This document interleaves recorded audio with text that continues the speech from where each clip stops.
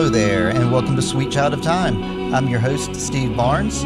We're talking about episode 7 of Dark today. We're doing this episode, Crossroads. I'm here with Lindsay Dunn from One of My Stories. Ahoy there, Lindsay. Ahoy, Steve.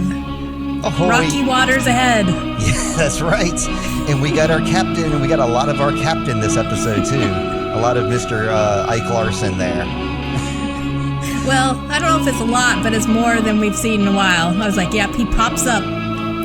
Yeah, we get a good close-up of him, and he talks for a long time, so we get a good look at his face. And it's, you know, I'll just start out saying with this, that I think it's interesting, like how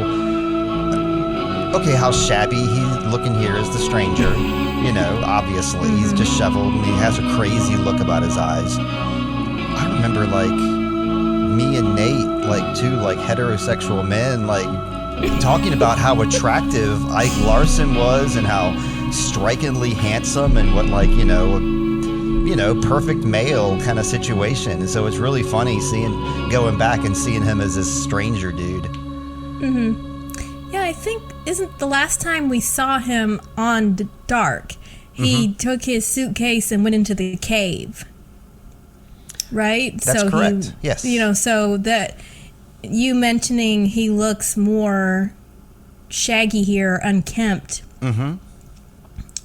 is, yeah, it makes it mysterious, because we're like, well, where did he go? Right. That he got that darn dirty, you know. Correct. And we know it wasn't the Prometheus. We know we're stuck here in the dark world. Mm-hmm. Let's see, I wanted to back up a little bit. I think you did too. We wanted to retouch on last episode. We had Regina tied to the tree there. And, right. Okay, Regina, daughter of Claudia. They're Tiedemans, correct? The Tiedemann family, yes. Tiedemans, okay, right. So, I mentioned in the last podcast, I said it was like it reminded me of a Greek myth where we had a person, a goddess, Andromeda, chained to a tree. I was wrong about that. She was chained to like the rocky shores, and she wasn't chained there so the tide could come in and sweep her away, which is what I thought. I got the myth kind of wrong, but you kind of encouraged me and told me I was, might be onto something here, where she was actually tied to the shores to be fed to a monster. The monster is named Cetus. It's Cetus. C-U-T-U-S. And that's the reason that her parents, did that, was to appease her, sacrifice her.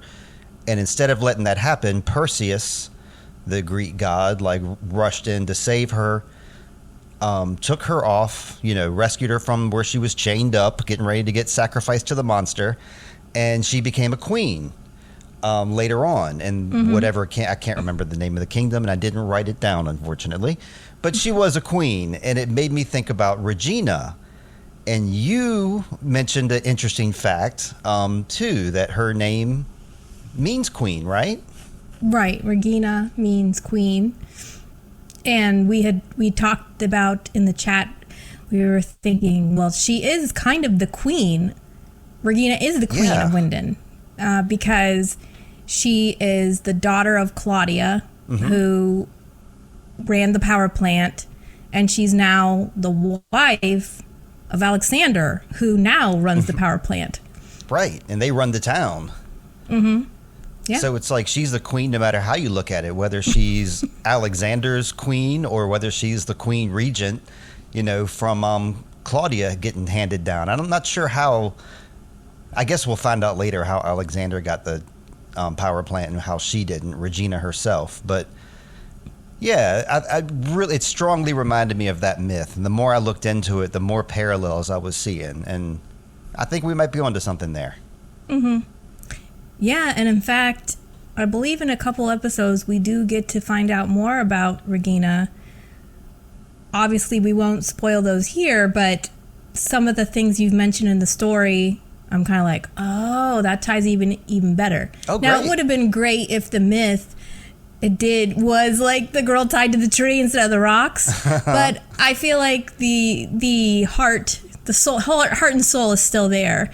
because I kept looking up myth, girl tied to tree, and I did come up with there was some myths that keep coming up, a different myth about a tree, but it was a slightly different story, and the one that you mentioned about Andromeda seems to fit our narrative a little bit better.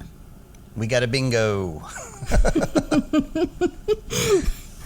Very good. Well, yeah, that's what I had to go on this week. That's the only backup I had to do. Did you have any news for us this week or anything going on?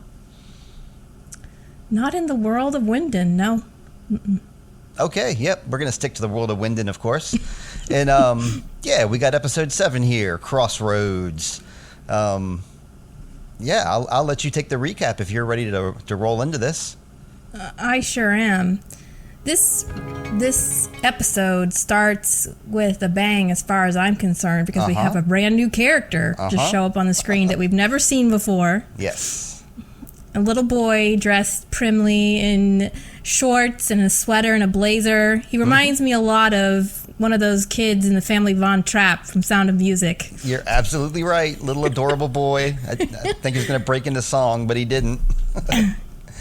And his face, this whole entire side of his face is bloody, and it was interesting because if I was a little kid, his size, I mean, I don't know that we know how old he is based on just his image alone, but it looks like whatever happened must have been pretty painful. But yet he's sort of waking up, and he's not like, ow, ow, ow, or like, I'm hurt. Right. He's just more amazed that he's in this space, in this room. Not unusual to get like a head injury like that and not actually feel the pain, because I was a recipient of such. I was skateboarding and I like hit my head really hard, smacked it on concrete, but it was super smooth concrete. And it hit it so hard it split my skin open and did not bleed. But it did not have any pain either. Like, I didn't have the pain until later when I had like really bad headaches for the next few days. But at the time, it wasn't much pain. It was just more of like an inconvenience. Like, oh my God, I got to get stitches now.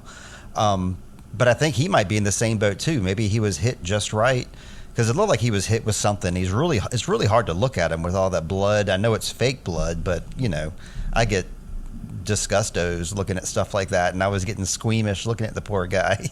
Yeah, and the image actually, I'm looking at it right here on the recap. It almost looks like some of the blood is blackened and dried. Yes, so I noticed that too. There could have possibly been a delay between when he got this injury and he's waking up in the room. Yeah. But he's there waking is up still for the first time.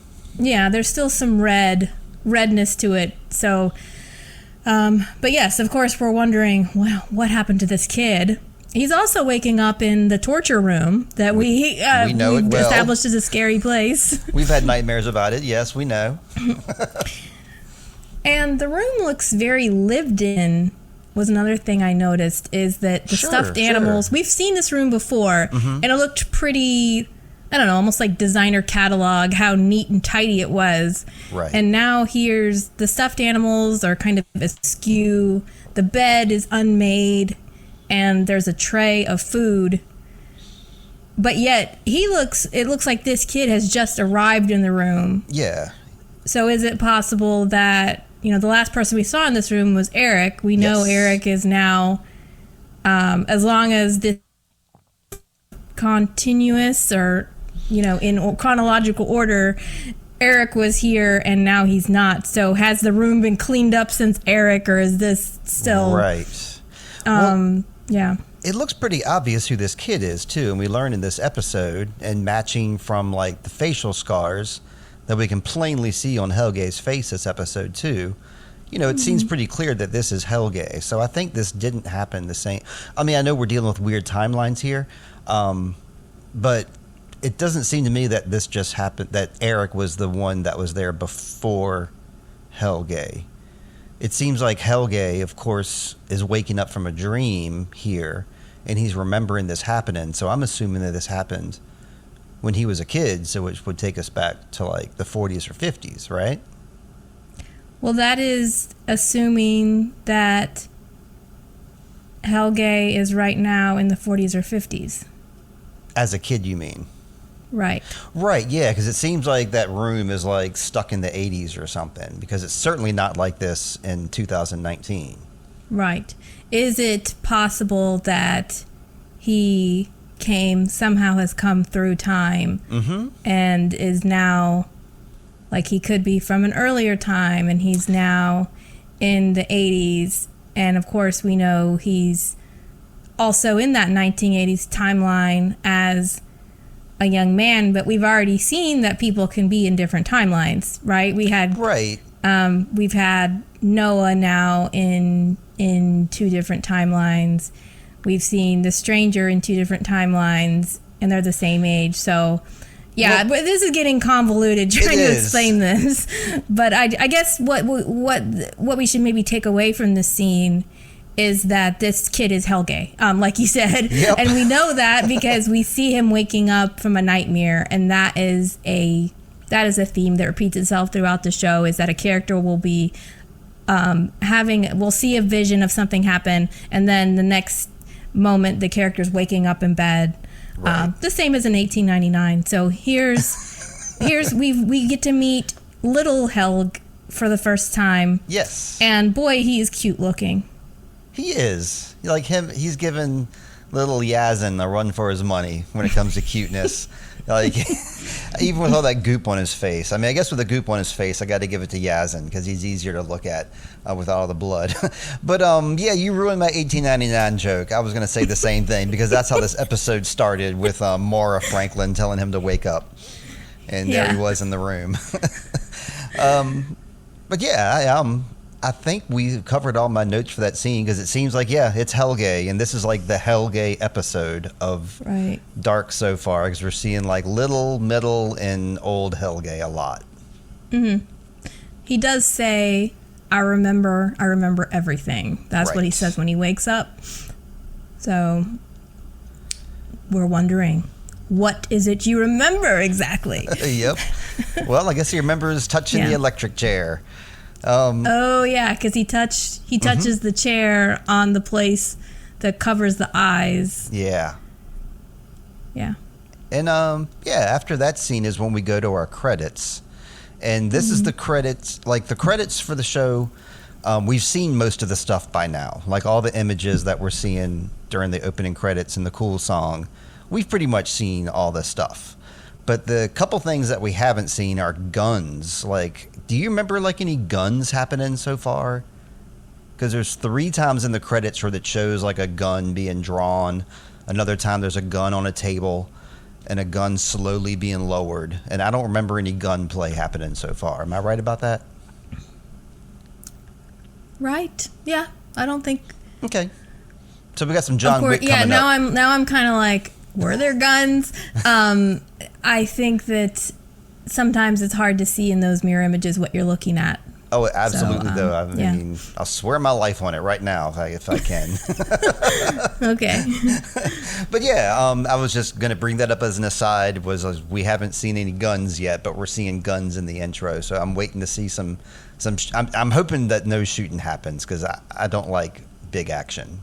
I like this quiet. I like this episode too, I should say, because it's a nice linking episode, or I wouldn't say like anything huge. Well, I mean, I guess something huge does happen, but it's more like a setup episode, I think. And these are my favorite types of episodes. So you don't want to see any frozen bullet scenes, for instance? I mean, I'll watch them. They're fine, but I like quiet talking, and I like setup and character development. That's my thing. So now, after the credits, we see a overhead shot of Wyndon, and the electric lines. Oh yeah, are an area of focus here. We see the electric lines crisscrossing.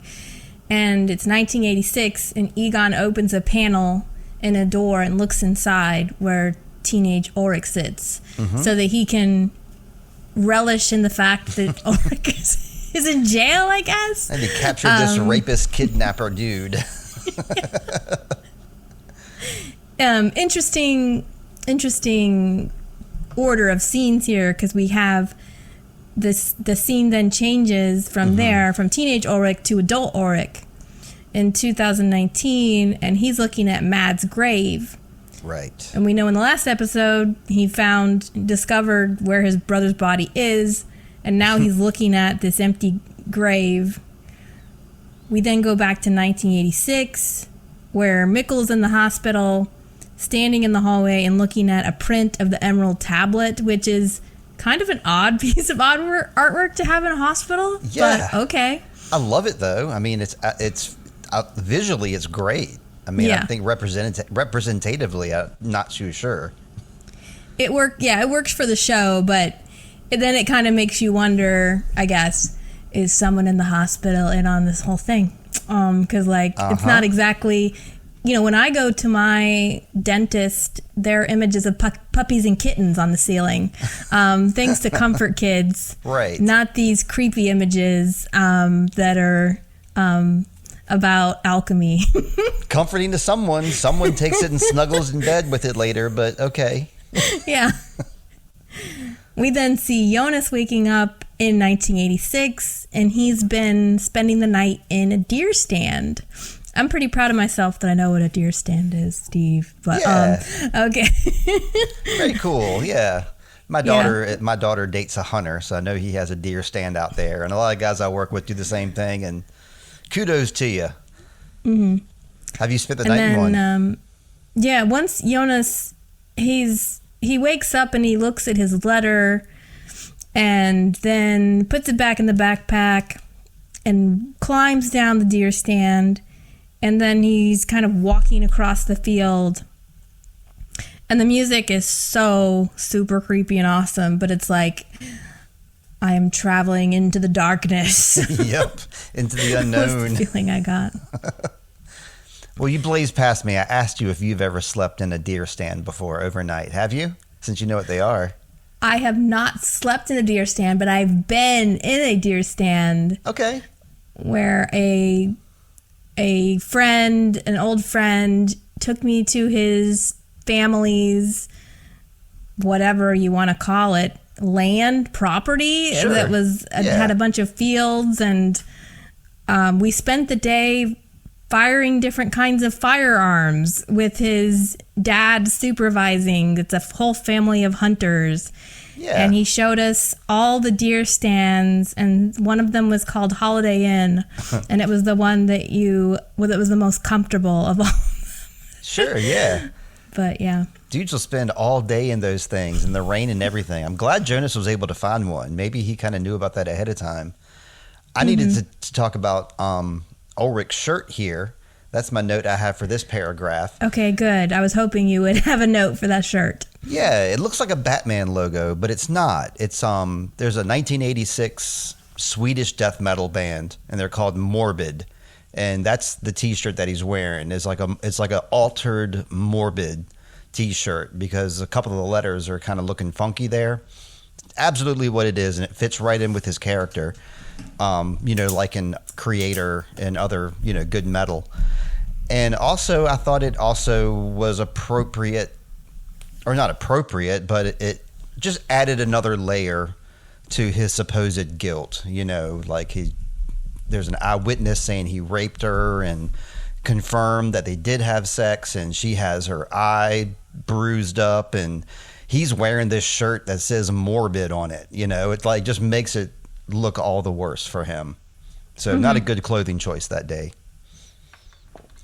Okay. Yeah. We talked about band names so far, being like. Sure. Bands like Nazareth and Creator. And we were saying about them. With how it wasn't really meant to represent Ulrich's taste, but more the name of the band and there being a connection. So I was like, oh, is there a connection there with Morbid as well? Or is this actually representative of Ulrich's taste in music? I think maybe a little bit of both. Yeah. But yeah, I didn't have any other specific notes other than what we said about those scenes. Unless you did. It sounded like you might.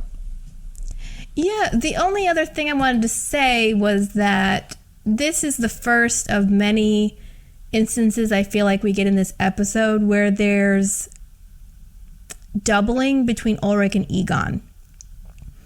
Sure. That theme we've already talked about.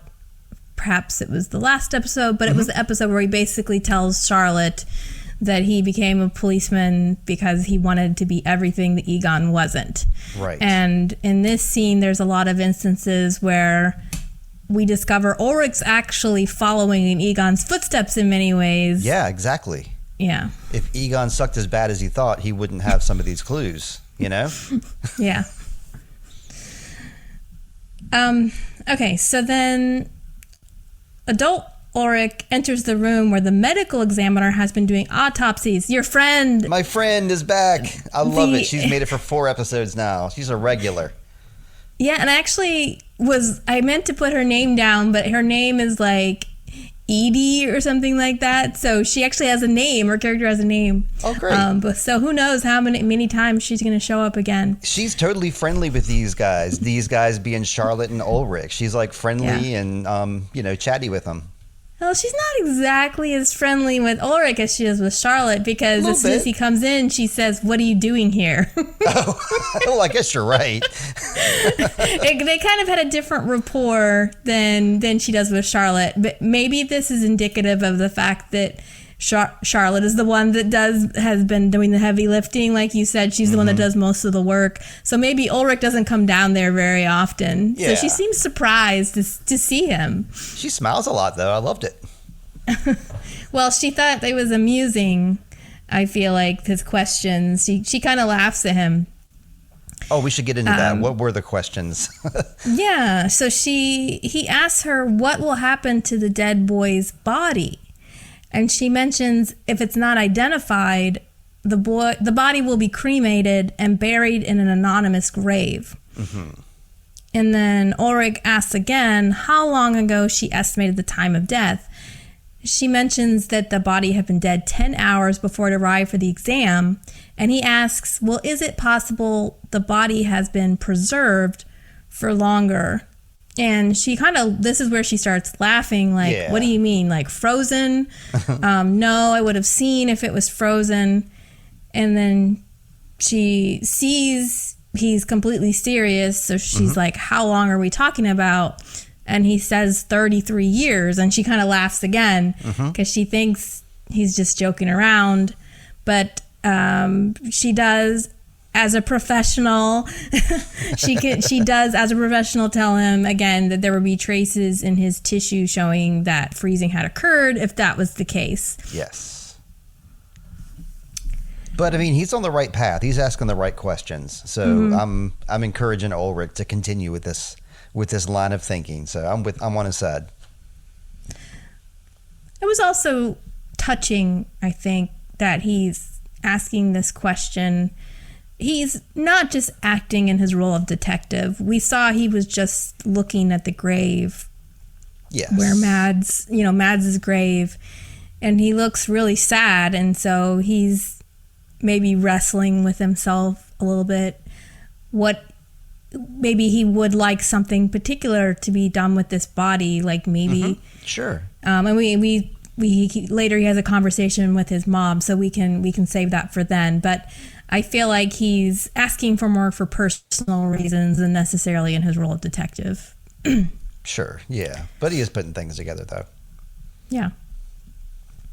So Jonas is now visiting Winden High School in 1986. This is a lot like the scene when Mikkel shows up. I know. This is even better than the scene when Mikkel shows up. This one because of the song choice? Because of the song choice, because of all the kids. Like, they brought all the crazies out for this one. I don't know if they were necessarily... Did the kids seem crazier in this scene to you? Well, they seem more done up in 80s garb.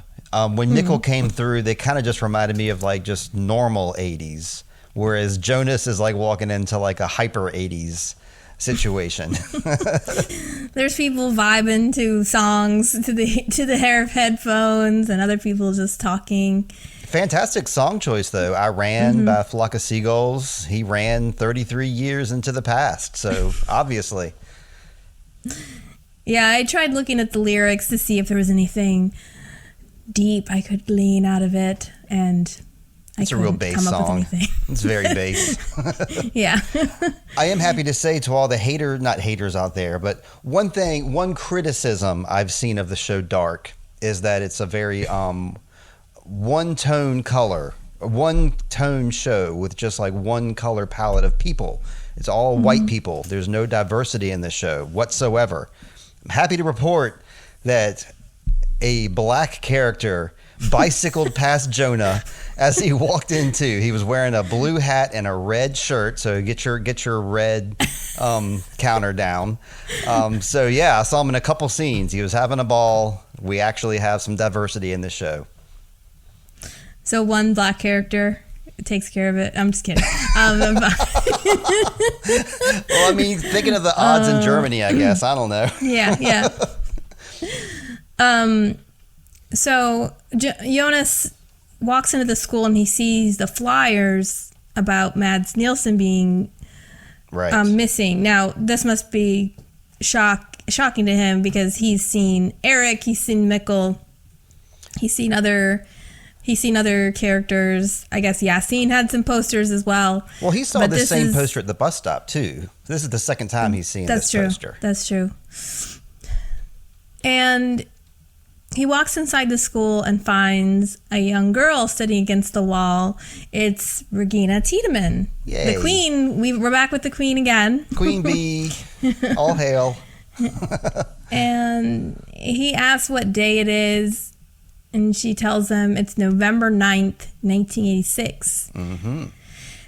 And she asks him if he's looking for someone. He tells her Michael Conwald. And Regina thinks about that and says, Conwell, that's the same name as Nurse Inez. So maybe you should look at the hospital. Perfect clue. And yeah. And then Regina gets pushed against a locker. By a rando bully. Yeah. We already knew she was bullied by Katarina and Ulrich, and here's just some more instances of this. Somebody even bigger than Katarina is pushing her around now. Like, this chick was like twice her size, I think, that like bullied her. And but she was surrounded by all those yellow hooks. Did you notice that? Mm-hmm. Yeah, the coat hangers. Yeah, like she was surrounded by them the whole time. So I thought that was a comforting sight. My daughter Charlotte, we did some skate meet this weekend, and of course all the skaters were wearing their bright, colorful costumes, and I was taking note of everybody who was wearing yellow and everybody who was wearing red, and I was cheering on the people wearing yellow, and I was kind of wondering what was up with the people in red. Like, you guys gonna start a fight over there? Wait, why? So why do you think yellow? Why are you finding yellow comforting? Oh, because Mikkel used it for his little magic trick, and Jonas's raincoat, of course. And this episode, I saw Egon wearing a yellow shirt, and he seems like he's on the side of good. Regina was surrounded by yellow hooks, and it just seems like that's like I don't know, a bright, cheerful, sunny color. And red is like emotion. It's like that's like what people are wearing when they're fighting and they're like cheating on Ulrich and on the phone and stuff. And I don't know. I see like red as the angry color. So all those girls wearing red. Oh, yeah. Hope you come in last. Just kidding. Yeah. Well, yellow are also the color of the rain. Those nuclear waste barrels. So. Well, maybe those are good. Maybe they're full of like stuffed animals. We don't know what's in there. Yeah, I think it's just an interesting to say it's comforting, because I think that's like caution or warning or alert. Sure. But, yeah, in the context of the show, obviously we have different instances it's being used, but I kind of think of it as attention, something important is happening. That's kind of my reigning theory about yellow right now. Speaking of raining, I mean, whenever it's raining, you put on that yellow raincoat and it protects you. So you take comfort in that protection. Anyway, we can move on if you'd like. Yeah.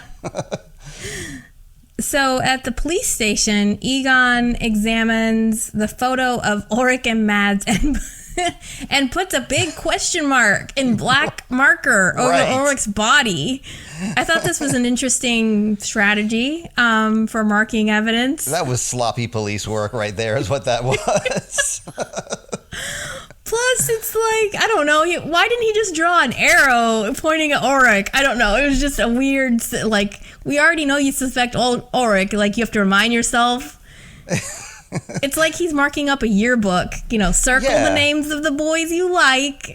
X out the names of the boys you don't like. Or the people you don't like. He's like a little kid here. Like, because I'm thinking about myself when I was a little kid and I first started buying, like, vinyl albums. So this would be, like, early 70s.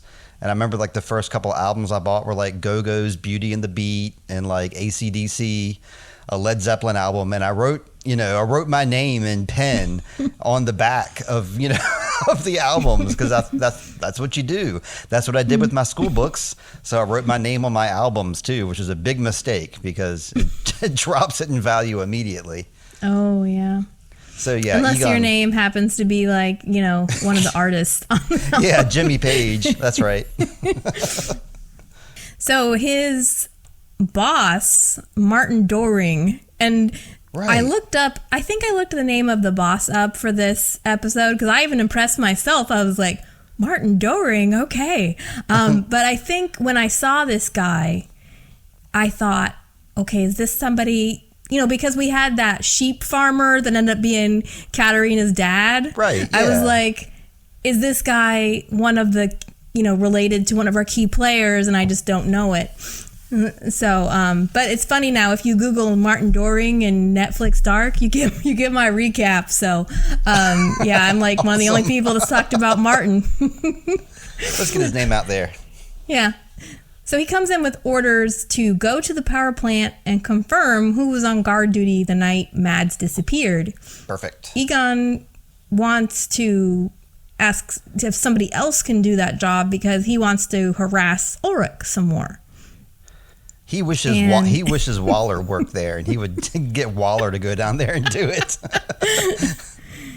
Yeah, these orders, they reminded me of Ulrich right away because Ulrich's been trying to also get, even before this episode, we're trying to get, the power plant is a key, like, area of suspect. So we are wanting to know who was on guard that night. And it was like Mr. Obendorf was working at the power plant. So they ended up examining him. So Ulrich mentions that Egon mentions that Ulrich might actually be responsible for Mads' disappearance, his own brother. Right. And Martin, I kind of like Martin here. He tells him he's 3 months away from retirement and to remember that police investigation is done with evidence rather than hunches. That's correct. I mean, sometimes you got to trust your gut, and sometimes you need those hunches. I wouldn't have given Egon that advice there as his boss. I probably would have given him some leeway to go out with a bang and, work up until his last day, like working steadily. But, yeah, he was telling him, we got other people on this. I need you to go to the power plant. Do your thing, Egon. Come on now. Mr. Retirement. Mm-hmm. We got a retired guy in our office, too, that just will never leave. He'll never, ever retire. Maybe not all the advice that he gave him was warranted, but I do think his point here is he's seeing that he's wanting Egon to work on this missing boy case, and he's just fixated on Ulrich. And I feel like that was good as his boss for him to recognize you're barking up the wrong tree. You need to stay with the business here. Ulrich's in this cell, so you don't need to be. It's a teenage kid, so I feel like he's. At the same time, it's sort of a trope in detective stories where the boss is sarcastic with you. So it could just be a storytelling device. anything else on this scene? Not on this scene in particular. I'm ready for the next one, but I've got to point out that Egon was wearing that yellow shirt. Mads in the picture wearing that yellow shirt.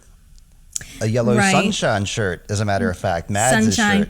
Yep. Yeah, Egon's yellow shirt is not quite as bright as the yellows that we see, but it is yellowish. He's he can't be wearing a bright yellow shirt. So Ulrich is sitting on the floor now, surrounded by a circle of papers that he has pulled out of his brother's case file, including the picture of himself with the question mark over it. Yeah, that's rad. I love like the tie-ins between the two times. It's awesome. Yeah. And this image has become a motif now where we've seen the stranger doing this kind of thing. Yep. We've seen who else in this Jonas doing this, where you're sort of looking for clues with all of these papers laid out, and it's kind of like we're looking at this evidence too, so we're also investigating this at the same time. So they almost become stand-ins for us as we're trying to puzzle everything out. That's right. Same thing's happening in Yellow Jackets this week. Somebody's doing the exact same thing. And then Barry also on HBO this week. They had a gentleman was doing the exact same thing in his garage, unbeknownst to everyone. He seemed like he had it all together, but he had like a crazy man board in his garage. Mm-hmm. Did we skip over? No, we didn't. We haven't skipped over anything yet. Continue on, Lindsay. So Egon has now shown up at the power plant in 1986. He's pressing the buzzer to gain entry, and out comes middle-aged Helg, who comes to answer this buzzer. And Egon tells him that his boss is wanting him to corroborate evidence about who was working that night that Mads went missing. Helg kind of fobs him off and says he can't really talk about that right now because he's on duty, but he's going to make an appointment to visit the station. Egon is like, very good, let's set that appointment right now. Mm-hmm. Smart thing there, like you got to strike when the iron's hot. You said you'd come, so let's just set a date and time. Right. So they make an appointment for Tuesday, but Egon still doesn't hesitate to throw in a couple of preliminary investigative questions. Yeah, some Ulrich stuff. Like, before I leave, Ulrich, huh? He sucks, right? Yeah. I love how anytime you ask anybody about Ulrich, everybody's like, I don't know, dude. I don't know what you're talking about. Even Helge here is like, no, Ulrich has nothing to do with crap. Yeah, exactly. Did you see Ulrich that night? But this other Why Not Forest Road, isn't it quicker? Because he hears Helg say that he took the state road. Yeah. And Egon finds that very curious. Mm-hmm. And so does Ulrich. He thinks it's curious too. Mm-hmm. He makes up a fake excuse. Helge is it is Helge, right? Yeah. He's really suspicious, really nervous, really worried. It's written all over his face. Obvious lie about picking up something for his dad. Mm-hmm. He's terrible. And you can tell he's terrible. He's a terrible liar. He's terrible at hiding his feelings here. And his face is scarred. You can tell his face is scarred here. And I think this is where I first noticed how badly his face was. Because, Yana talked about it either last episode or this episode. And yeah, no, I think you were saying that his demeanor was very suspicious. Yep. And I'm going to do I stepped out of the suspension of disbelief for a second here. I know we're dealing with a time travel show. I know. But he says, let's meet. How about the day after tomorrow? Tuesday. That means today, the day they're sitting here talking, is Sunday. So Jonas went to school on a Sunday. Everybody's in school. Everybody's working on a Sunday. I think that's a show mistake right here is what I'm getting at. This isn't part of the plot. Like Germany doesn't run on a Sunday like this. So I think they got a little something wrong there. Yeah, that's true. Unless, do we know what the work week looks like for Germany? Well, I know they don't have school on Sunday. Absolutely. It's a very religious, country. I mean, They would absolutely be in church. They wouldn't be working and all that stuff. Well, I don't know. Perhaps they wanted their days to match the calendar or whatever. Yep. Like, in 1986, November 9th was on a Tuesday, so we're going to say Tuesday. But yeah, this is very interesting, Steve, but it's very nitpicky. I should make one of those annoying YouTube videos about it. On the show Dark, episode 7, clearly, and have like I don't know. I hate those videos. But that's what I'm doing here is pointing out a show error, basically. This is great podcasting. Yeah. I had a couple other questions about this, too. Okay. Egon. His last name, what is his last name? Tiedemann. Egon Tiedemann. He's the police officer. And he's the father of Claudia. So, like, it seems like at this point, Claudia is, like, running the power plant right now. And he was saying something in the car about how the power plant's changed everything. So why he couldn't just ask Claudia, just ask his own daughter? I don't know why he had to be stopped at the gate and not let in when his own daughter is, at the plant. Maybe there's more to it than I realized. Maybe they're estranged because I haven't seen them hang out yet. But I just thought I just made that connection and I was like, well, wait a second. What's Helge's last name? He's a Doppler, right? Is that correct? He's a Doppler, yes. Okay, because I'm just trying to get these people like straight in my mind, like whose parents are who and who's in what place. And I was like, it seems like Egon could have just talked to his daughter there, but maybe there's a reason he did not. Yeah.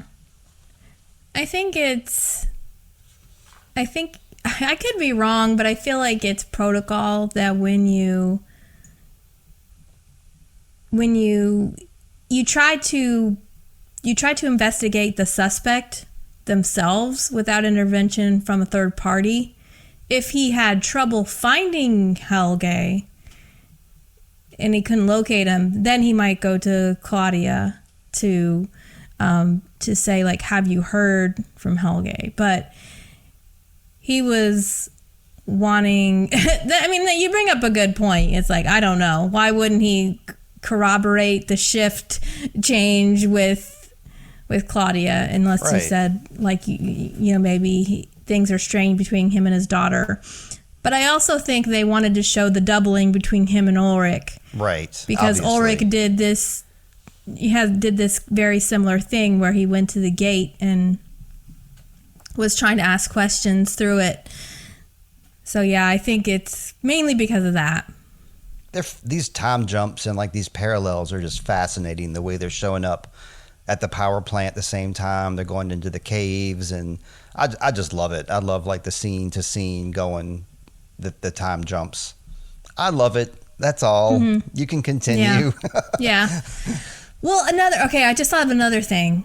Again, we're being nitpicky, but it's also, I think a lot of times when you do an investigation, they're trying to do it casually.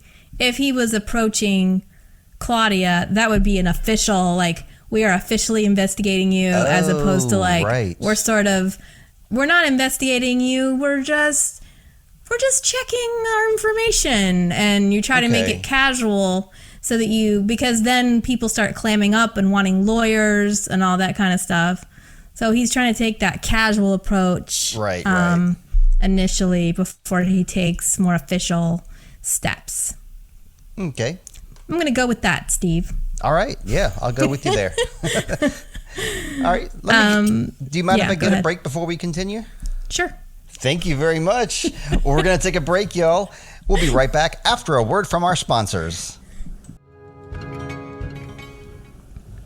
Hello, everyone. We are back, and I think our next scene is going to take us into 2019. Is that right, Lindsay? Yeah. So back in 2019, Ulrich is looking at that same journal that Egon used and finds the note saying, "Why not Forest Road?" Yes.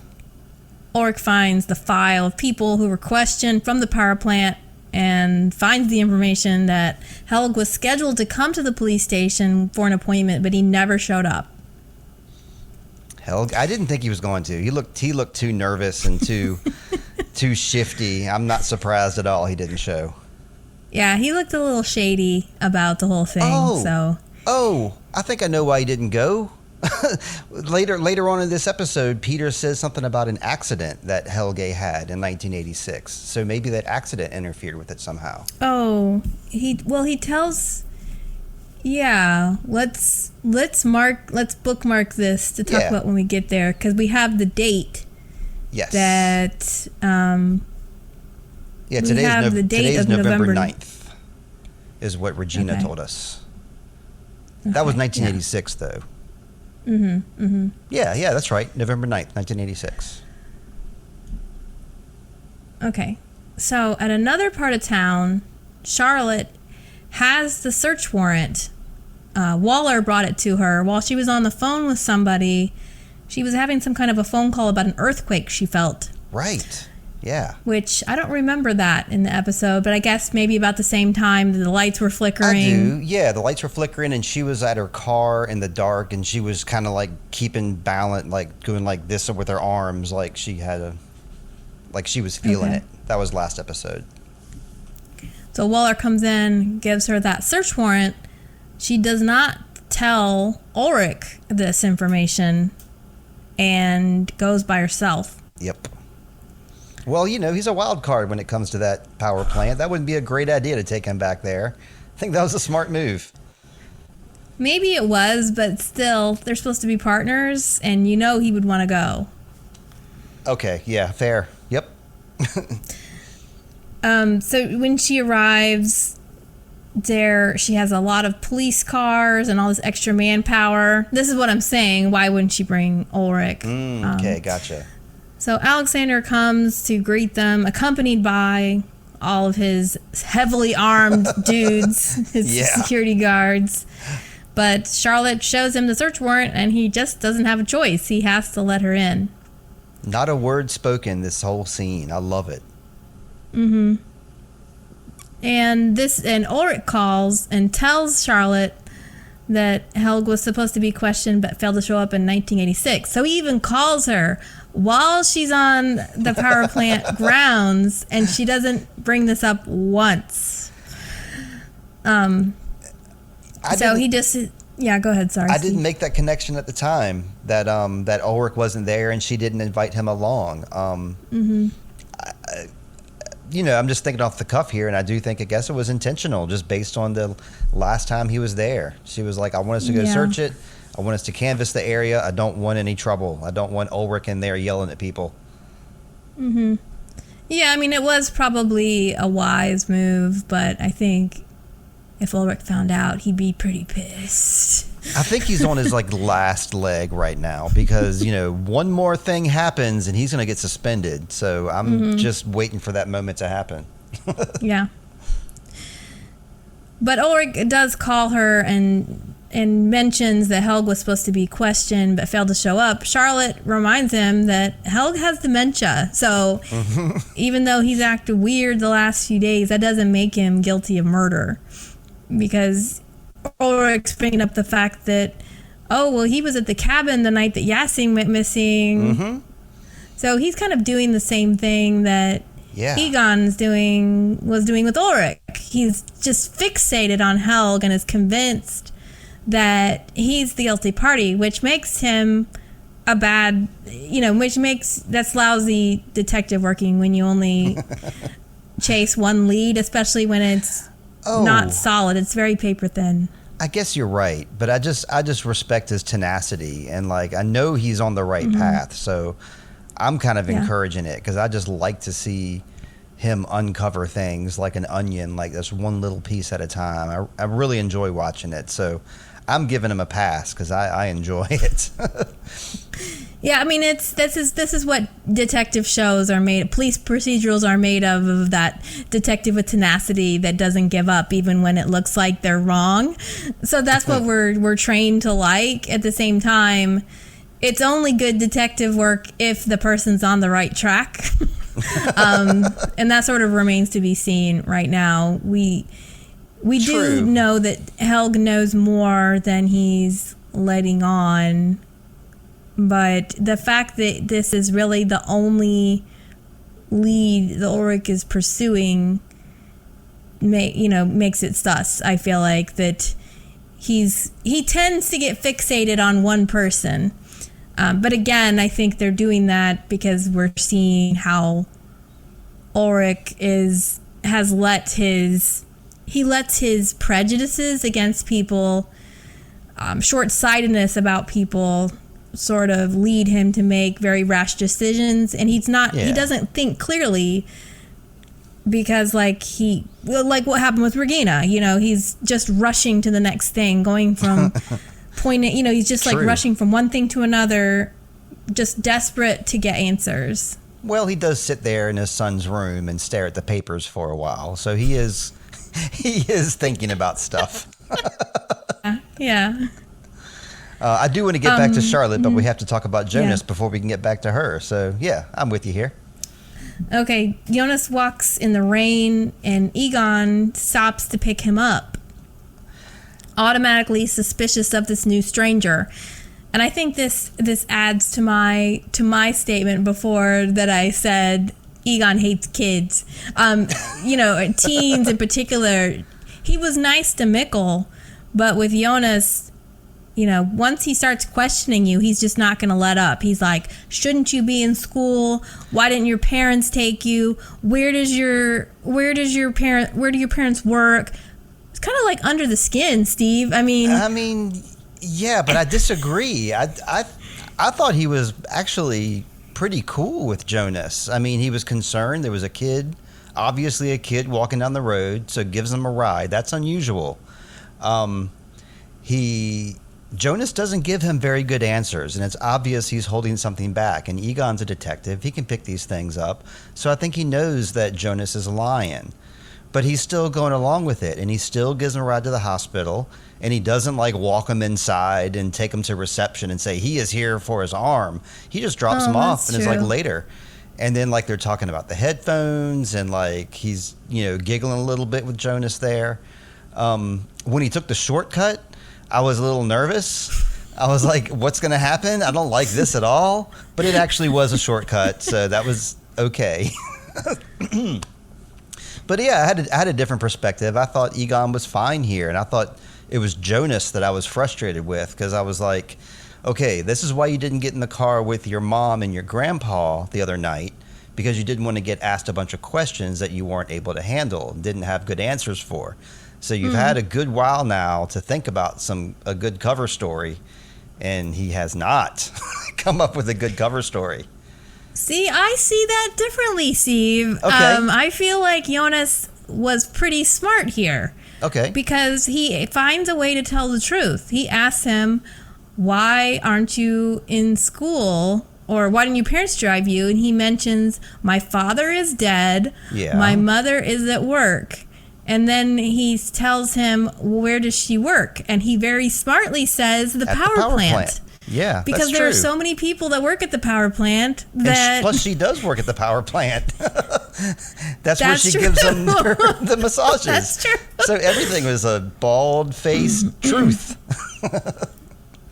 And Jonas really was going to the hospital. Maybe he wasn't going because he's sick, but he really is going to the hospital. He's not doing anything shady. He's coming to try to get help the same way Mikkel did. Mikkel went to the people he knew or maybe thought he could count on. Right. He went to the police station. He goes to the school. Jonas is going to the hospital where one of his relatives works. So he's very just like Egon and Ulrich are doubling, Jonas and Mikkel are doubling the steps that Mikkel is taking. So I thought that, I don't know, I was really proud of Jonas here, how he acted, and I saw Egon, you're right that he didn't go into the hospital, but maybe he doesn't like getting wet.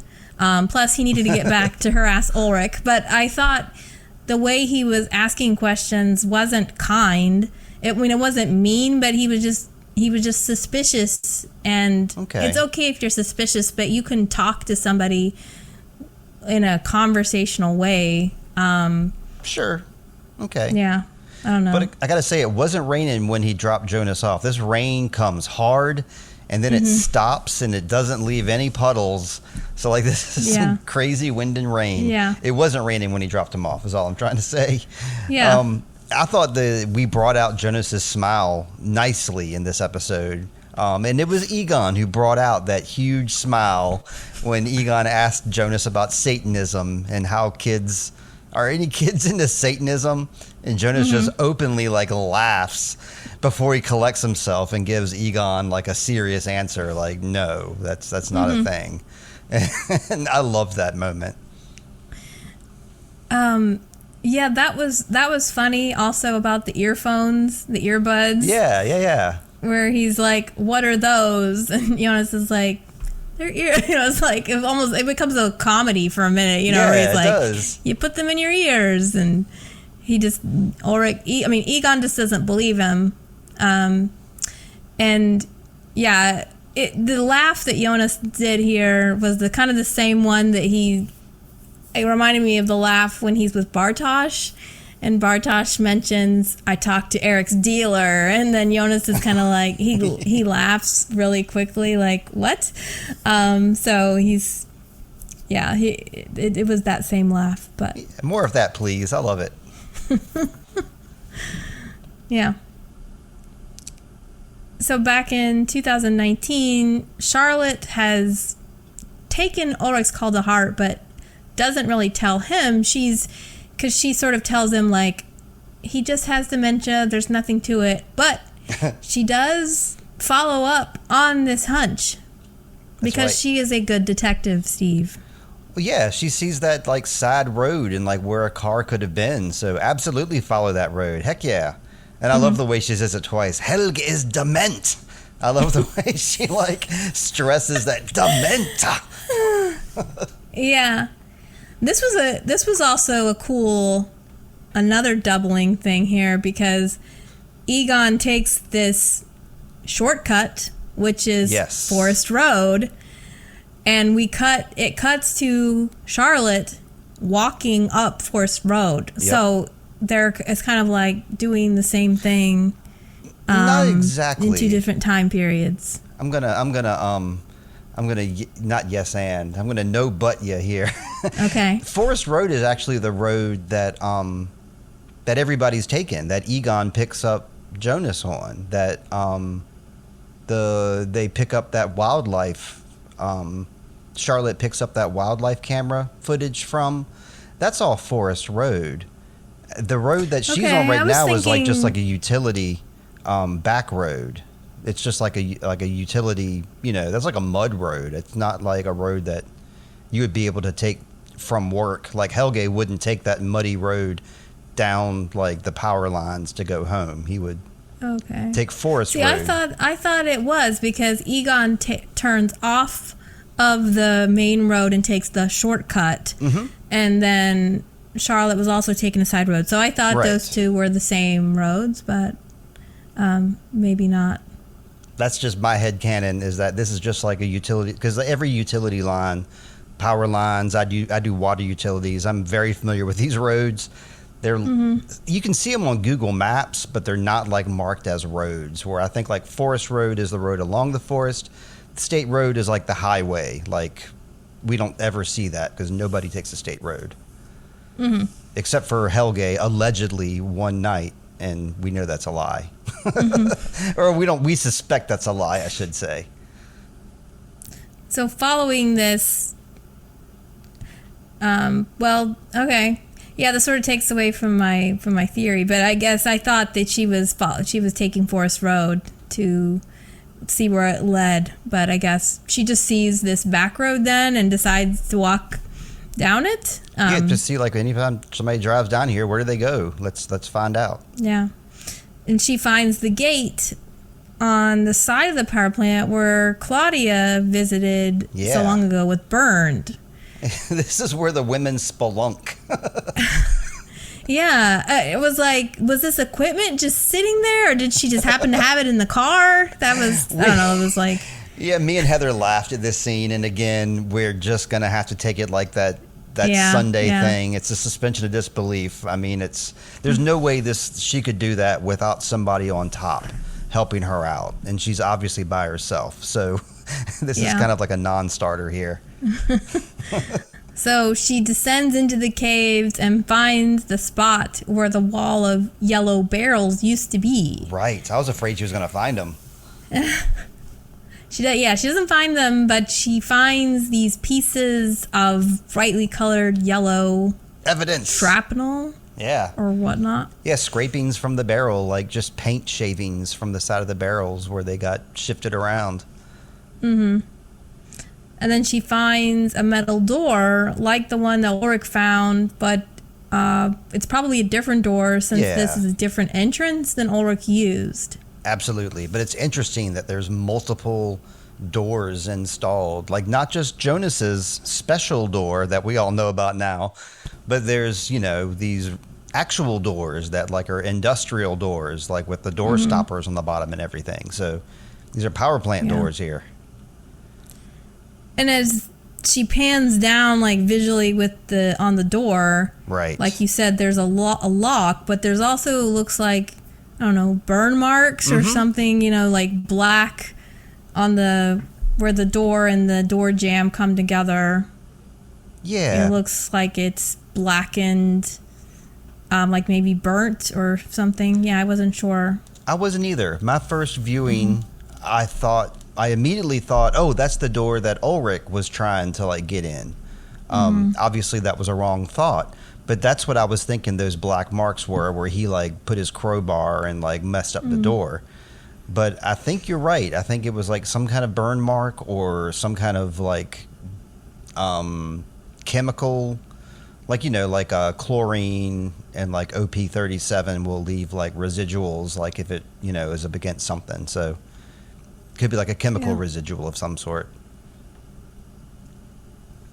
So Jonas arrives at the hospital and asks to speak to Inez Conwald. Her coworker says she's outside with the little boy. And he says, what little boy? And this, this is another thing where I just sort of suspend disbelief because I really don't think you would answer questions like this in a hospital. But I think there's more security protocols now than there was in 1987. So this seems odd to us that she would say the little boy. And, the other nurse, she feels suspicious since they still aren't really sure who this little boy is. So she starts to be a little more edgy about answering these questions. Right. And he tells her that Inez is part of his family. So she ends up telling him where he can find her, and he rushes off. Correct. I actually don't have any notes for that scene. I think that's just a standalone paragraph. You did it, Lindsay. I have no jokes. Oh, dang. Okay. So Ulrich takes it upon himself to go question Helg. Oh God, this scene. Yes. After Charlotte told him, "Slow your roll, Ulrich. Helg est dement." Ulrich still decides he's just gonna use his detective instincts that you complimented before, Steve. I'm not complimenting him here. He's a wild card in this part. So Ulrich wakes him up, and I'm sorry, I'm giggling. It's just such like an I know. awkward, bad scene. It's so unprofessional. Yeah. So he basically makes him wake up, and Helg reacts very violently to the sight of Ulrich. Immediately, yes. His heart starts going up. Yeah. And then Ulrich begins to just rapid fire question him about why didn't you go to your appointment and why didn't you take Forest Road? And Helg is saying, it's him. It was him. I know you. And finally, an employee of the nursing home comes in and stops Ulrich from being able to continue in this line of questioning. But when he says, it's him, it was him, I know you, this sets off Ulrich, and he grabs Helg and starts like yelling, where's my son? Where's Mikkel? The nurse comes in, and Helg says, I can change it. I can change the past and the future. I believe him. I mean, we've seen him like as a little kid in that weird room. You were speculating when that was. We don't know when that was. Mm-hmm. We know he's slipping in and out of time. So I believe him, except for he's dement. Don't you know this, Ulrich? But yeah, I mean, I can understand why Ulrich would latch on, because when he says, I can change the past and the future, he's just like, what do you mean by that? You know, that must mean you're guilty. That must mean you're guilty. He doesn't view it as maybe hell can help me. He views it as an admission of guilt. I like how his heart rate started going up before Ulrich started flipping out. So he was already immediately at the sight of his face was starting to freak out. And, you know, Helge's, we haven't seen his heart rate race like this by seeing anybody else. Like, we've seen nurses come and go. We've seen Peter come and go. So obviously Ulrich is like a lightning rod for him. Yep. He's a cop. He's like, Helge is all like, ACAB, man. Like, get out of here, buddy. Helge hates cops, period. Like, he hated being questioned at the power plant. He doesn't want to be questioned here either. Yeah. So at the hospital in 1986, Jonas walks outside. Okay, this is the scene of the episode, probably, right? He walks outside and he finally sees Mikkel, and the way that they do it is, you know, we see Inez, like, she walks out, she's sort of covering Mikkel with her body. Right. And then when she moves to the side, then he finally gets a look and he sees Mikkel sitting there on the bench with his little foot cast, and he looks so innocent and sweet here. You know, Mikkel is just and he's warmed up to Inez now. You can see them over there, like, while this whole scene's going on. They're at the bench, oblivious, just having a ball, like having lunch and talking. So he's talking to her now. So, you know. Yeah, he gives her, and she says something like, I found another one, and she presents him with something. I didn't really get a chance at what that was, but they're enjoying a moment together, and she's finding ways to make him smile and to make him happy. So Jonas is very taken aback to see this, and he's momentarily sort of frozen. It's confirmation, like what the letter said. It's complete confirmation. Yeah. So he's then interrupted by the stranger, Ike Larson, as you would say. Yeah. You know, the stranger just kind of shows up behind a van like, hello, I am here, and just starts a topic mid-sentence. I have a theory about that. Should I go ahead and say it now? Because yeah, sure. When Jonas went into the cave, we saw the stranger up there by a tree, like writing his little notebook, looking at his time. So this dude is like watching Jonas and like timing him, helping him along the way, and it seems like he knows where he's going to be at certain times. I mean, he's a time traveler, the stranger is, right? So like, yeah, he knew where Jonas was going to be the moment that that happened. So that's, you know, because we saw him doing that. That's not a theory, that's a fact. He knew where he was going to be, and he knew where he was going to be, and he had the means to get there. Exactly, yes. So yes, here's the proof that the stranger knows more than he's letting on. So Jonas reacts to the stranger's presence with surprising calmness. I felt like he wasn't like, what are you doing here? You know, he's not like a Helg here. He's just like, he thinks this might be proof that he's crazy. Well, he's out of his element right now, and he does question that it might be hallucinating, but he's not too surprised because he's just already shocked as it is. So what's one more shock on top of another? So he thinks maybe he's crazy just like his father. Oh, yeah, that's right. And the stranger says that however hard it is to accept, that is your father. Right. And then Jonas starts connecting the dots, right, shall we say, about the other facts that arise out of this, that Ulrich is his grandfather and Martha is his aunt. Right. That's like a Game of Thrones moment there, because we had like Jon Snow with Daenerys Targaryen who turned out to be his aunt. And this is about the exact same time that this aired. Dang. That was being aired. So, yeah. And that means that Magnus is his cool uncle, right? Mm-hmm. That's good news right there. His thought is, I have to put all this mess right. And I will do that by taking Mikkel back to my time. Right. But the stranger stops him and gets the most animated we've ever seen him yet. He's basically whisper yelling in his face. Yeah. And saying, if you intervene, he won't meet your mother and you will not be born. And every decision for is a decision against. I mean, it seems, okay, we got a great paradox here, because it seems like he could run up to Mikkel.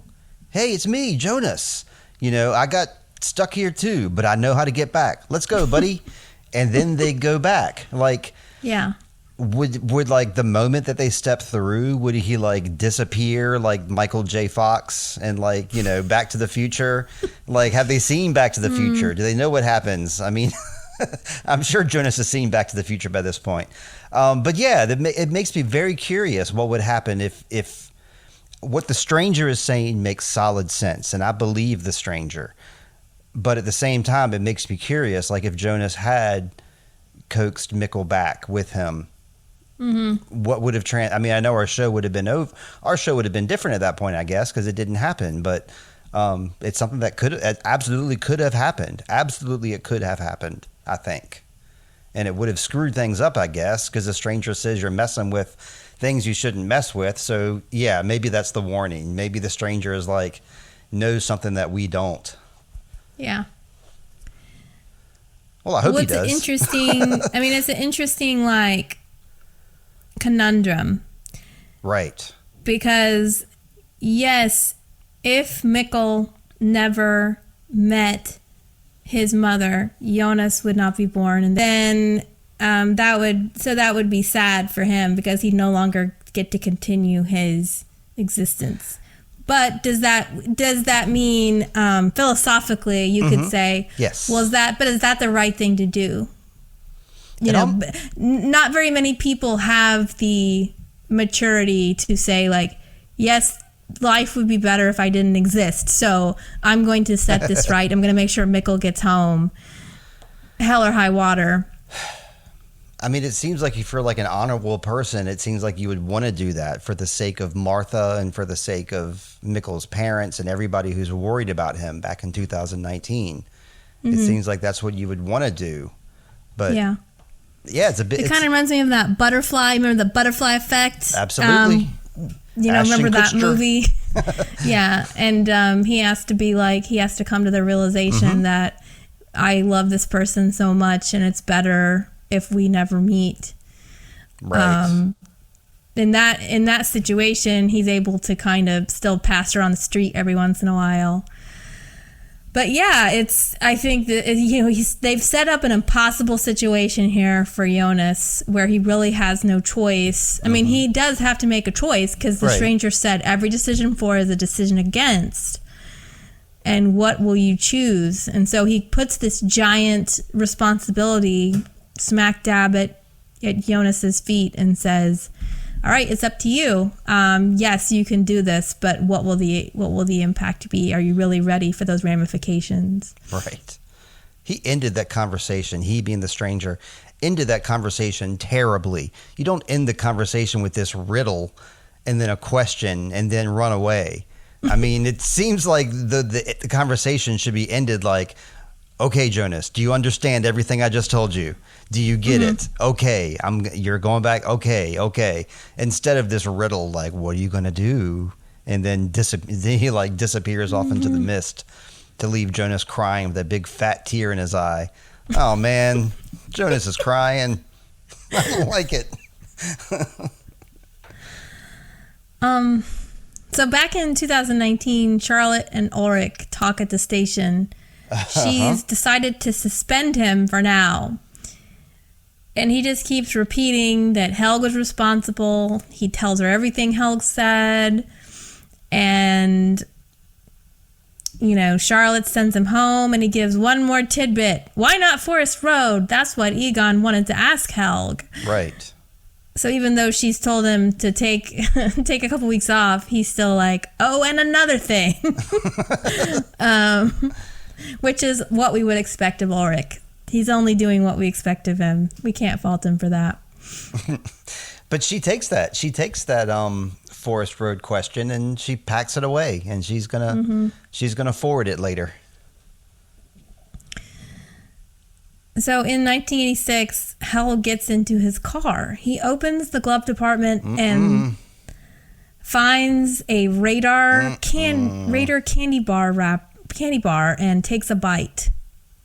Aha! I mean, come on, Helg. I mean, if we had any suspicions here, it's kind of like Peter with the red dirt, you know, like. That's right. Yeah, and that ugly coat. I mean, what coat? Did you get a load of that coat he was wearing?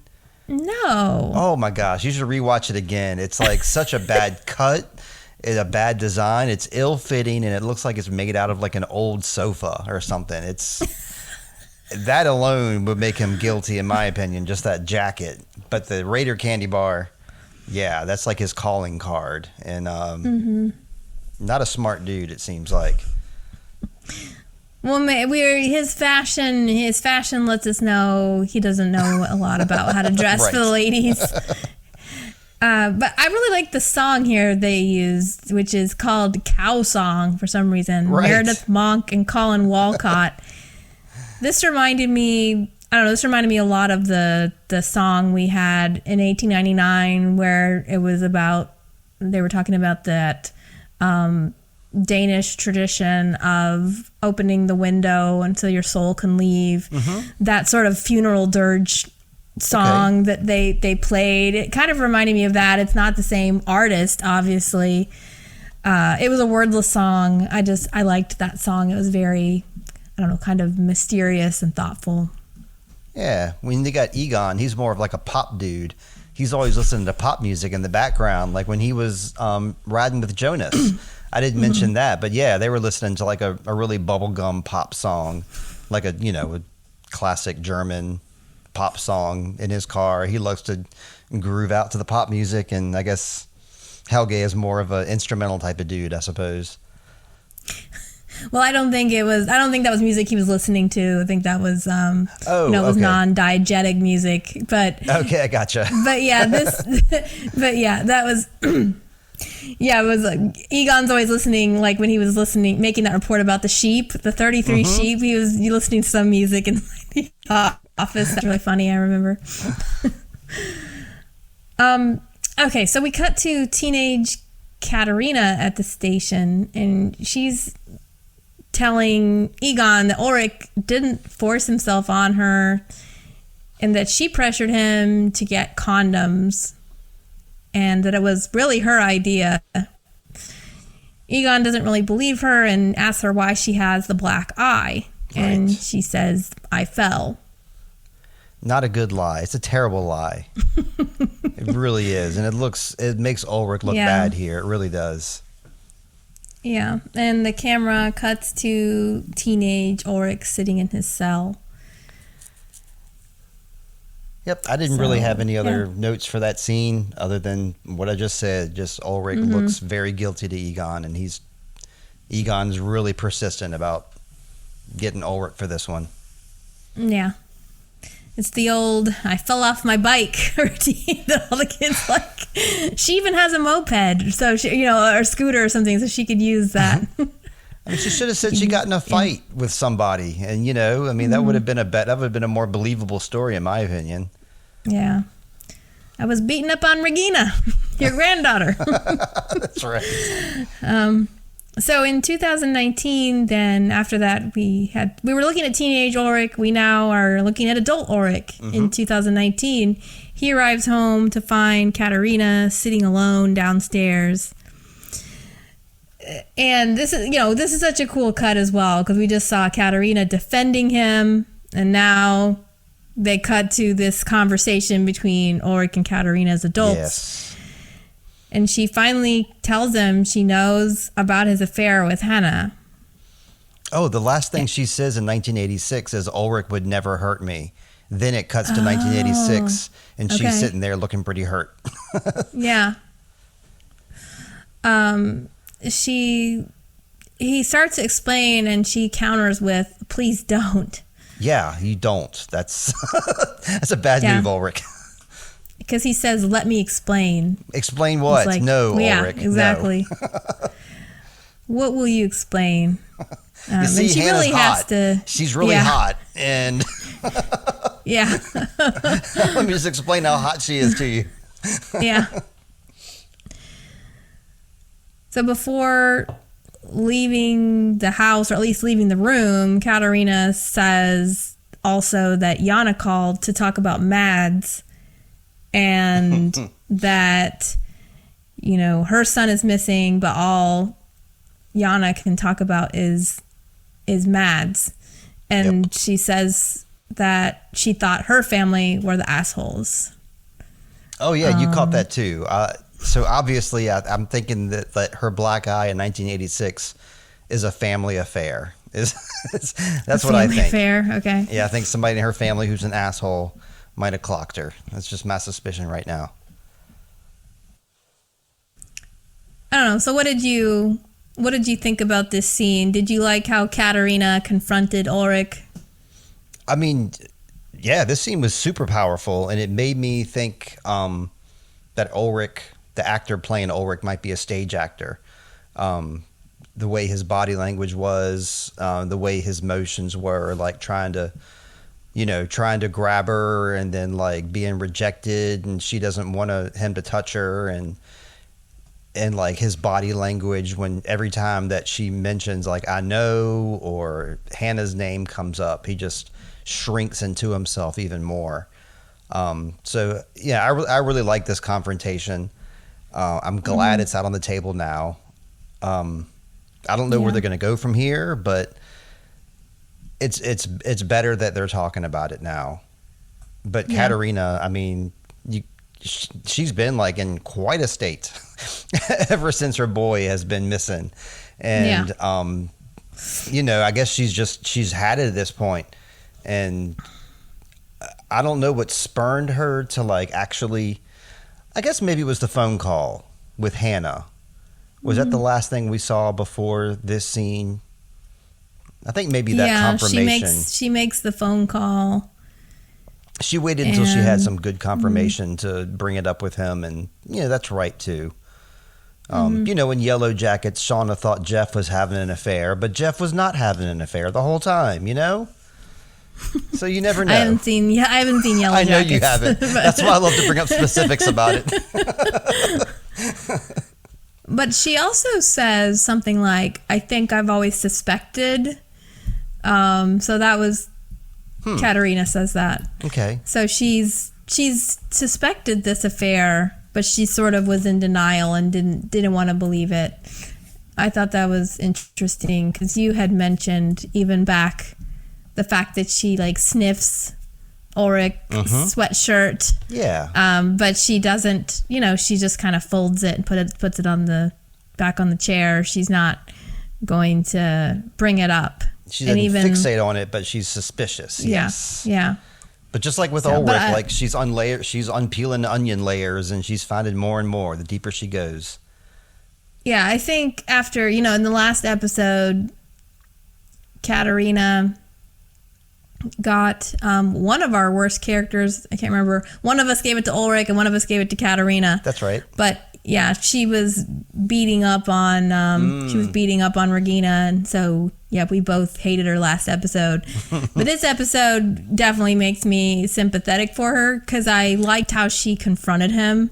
It was very no nonsense, no bullshit, and she did it very dignified and wasn't all weepy and how could you do this to me. She's just like very disengaged, very cool as a cucumber about the whole thing. That's true. You're right. Last episode, she was wilding out. And she's lucky she's not in jail. I mean, she really is lucky she's not in jail. And I'd actually forgotten all about that because, I'm going episode by episode here. I'm viewing her a little differently this episode. But yeah, never forget that she was wilding out on Regina. So then back in 1986, Jonas comes back into the hospital and sees Mikkel at the vending machine. He seems almost ready to approach him again, but stops when Hannah comes down the hall. And he's watching his parents as they have this conversation that is either he can't really hear them or the way it's filmed is you can't hear their words. He's just watching how they interact and how Mikkel shares his candy bar with Hannah and they're meet cuting all over the place. And Mikkel's actually almost, before Hannah was the one sort of driving the conversation. And this time Mikkel is the one that says hi to her and they seem to be chatting and getting along really well. And then there's this flashback of the words the stranger says and Jonas ends up just leaving without saying anything to them. So watching history be made right there in the hallway. And that's the thing that sticks out in Hannah's mind is that he had a broken leg, Mikkel did, because that's what she tells Jonas. She doesn't really say much else. She just says he had a broken leg and he was like limping huge down the hallway there. His hair was all flopping because he was not doing great with his crutches. But yeah, that's probably why she remembers him with a broken leg because he was hobbling all over the place. They're adorable. Both of them are adorable. I love these kids playing them. In 2019, Ulrich has gone to his mother's house, and he asks Jana if she would want to know what happened to Mads.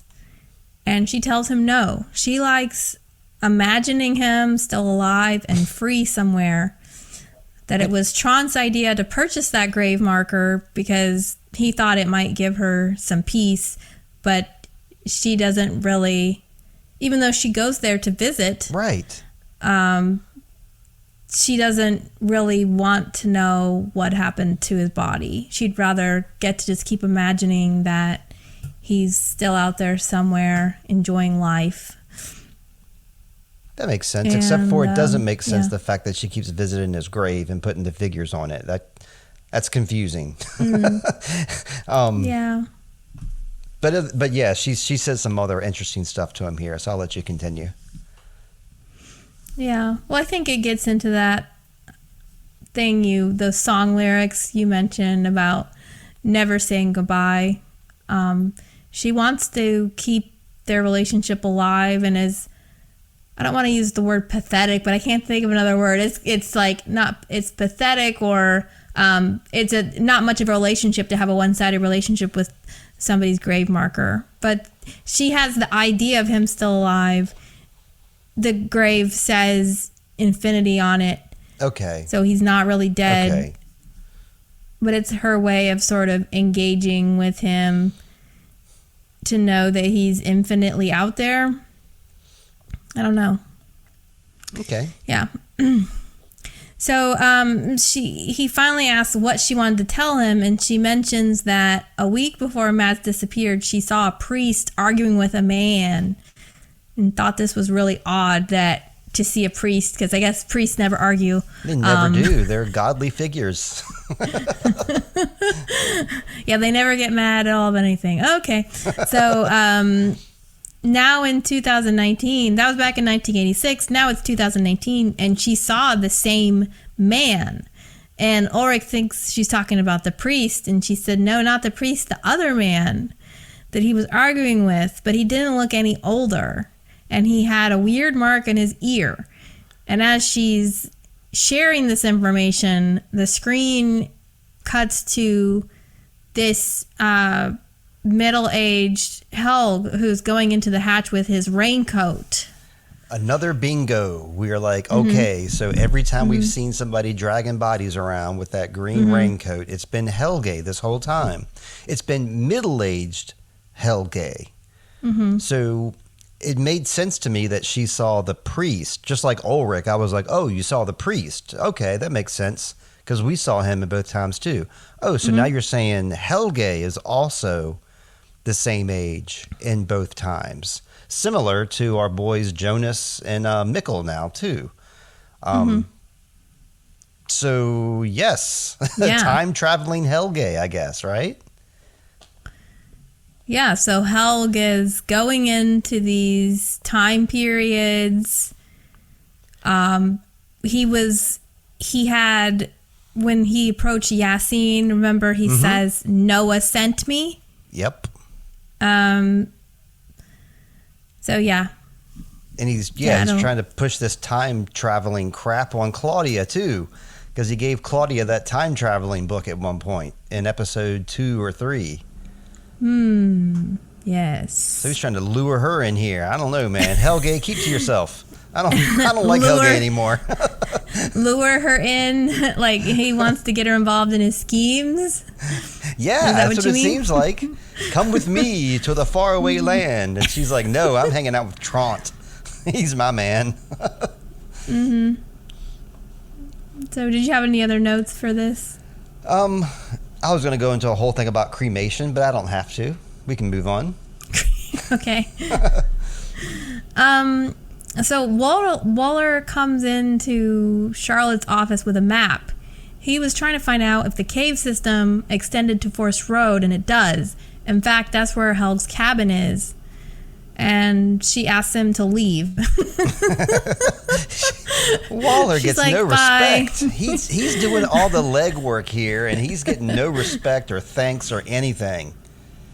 We'll see at the end of the episode if he makes it to my favorite character, because he deserves something. By the end of the show, at some point, we gotta give it to our boy Waller. Charlotte looks at her family photo where all of the Doppler family are sitting in front of the cabin. Yep. So then Charlotte calls Peter and asks him why Helge kept the cabin. Charlotte calls Peter and asks him why Helge kept the cabin despite all that happened. Right. Yeah. In quotes. So, yeah.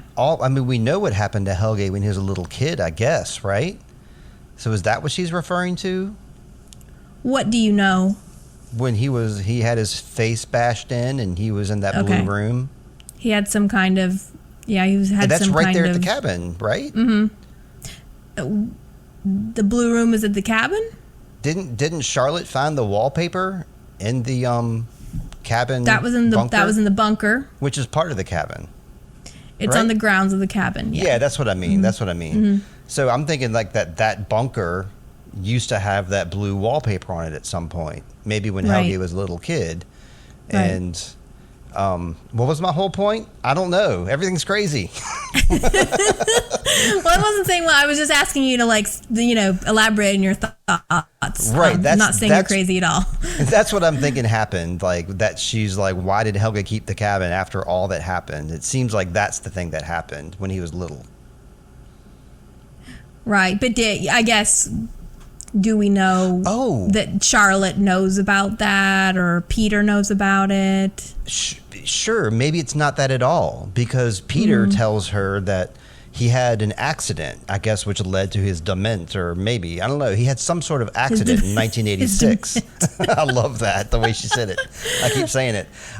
So maybe whatever happens in 1986 is going to happen in a couple days here. Maybe that's what Charlotte was referring to. Yeah. He seems to indicate, she asks him, like, when did Peter go to the cabin for the first time? Did Helge live there in 1986? When was his accident? And Peter seems to indicate that he says, I don't know, and tells her, I didn't arrive until 1987. Right. And so this seems to indicate to me that before 1987, he may not know a lot about Helge's backstory. Correct. But he does know that there was an accident on November 12th of 1986. November 12th. There you go. So, like, today is the 9th. It's Sunday. Then the next day is going to be the 10th. And the day after tomorrow is Tuesday, the 11th. And then the 12th, the day after that. So Helge did skip out on his police appointment. He's got no excuse. No, it wasn't because of the accident. You were trying to give him an out before? I was. I really was. I had another thought about what you just said too. So Peter arrived in 1987. Mm-hmm. So we don't know where he was prior, obviously. I hope we find out. Maybe he was adopted, or maybe he was just living with his mom somewhere else, and then he comes and lives with Helg. I guess. Yeah. I don't know the answers. Yeah. Yeah, I don't know either. But I guess what I was taking from that, when you say all that happened, Mm-hmm. you were bringing up things that happened when he was a little kid. This makes me think Peter may not know a lot about his backstory. It's almost like, well, until I showed up, Dad didn't exist, or I guess adopted father or whatever. But Charlotte's I casual think, mention of all that happened means that he does know something. Yeah. Well, my thought is with all that happened, it might be related to this accident. Okay, yeah, that makes which is total obviously sense. Wouldn't be the same as the accident when he was a little boy. There's a different accident, so maybe there's something traumatic that happens on November 12th. That didn't occur to me until we were recording, so that just happened in real time. So at first I was thinking that all that happened was when he was a little boy. Yes, in real time, we figured it out, or at least you helped explain it to me, so thank you. Yeah. And Peter asked her to come home for the sake of the kids, and then also says, I'm worried about you. And Charlotte just hangs up the phone. Just like hanging up on Waller. Same with Peter. She's shutting everybody out. She's focused. I'm working here, y'all. Leave me alone.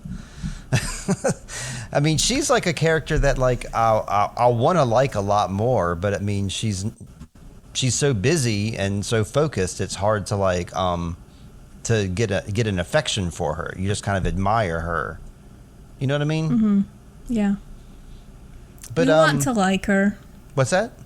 I said I think you want to like Charlotte in general. There's no reason not to. I don't see any reason not to.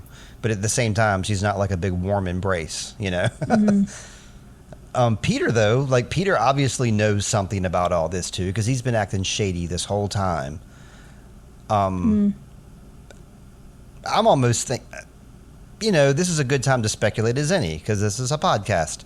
So sure. I'm almost thinking that Helge is like the quote-unquote bad guy here. Like he's dragging all the kids around, although it seems like he's doing it reluctantly because he seems upset about it. But, I'm sure John Wayne Gacy probably cried sometimes too. It doesn't necessarily mean anything. So Helge is like our guy that we're eyeballing here. But then we know Peter and Trant are up to something. So it's like I was thinking this episode, perhaps like Peter knows something that he's not telling Charlotte, but he knows a piece of information that he's trying to handle himself. Like he knows that Helge is doing some crazy stuff. So him and Trant are down there keeping track, and they're trying to be renegades and trying to like, I don't know, do something that they're not telling the police about, but not nefarious. It's not like they're kidnapping and killing boys and putting them in the chair. Maybe they're trying to prevent that somehow. That's what I'm guessing based on this new Helge information. Yeah, we know that Helg is involved, at least just in some extent, to the actual disappearance and death of these boys. He's an accomplice for sure. Yeah. Whether a reluctant one or not, he's an accomplice. But yes, you did bring up the fact that, which I didn't say, which is when we do see him in this raincoat, he's dragging the body of Yasin. Right. And he seems very upset. Yeah. About what he's doing. Yes, he does. Not loving it. I don't love it either. So we're of the same mind there, Helg. Yeah. Did you want another break before we conclude? Yes. One more break, and we will come back with the conclusion of our episode. One more word from our sponsors. Not really.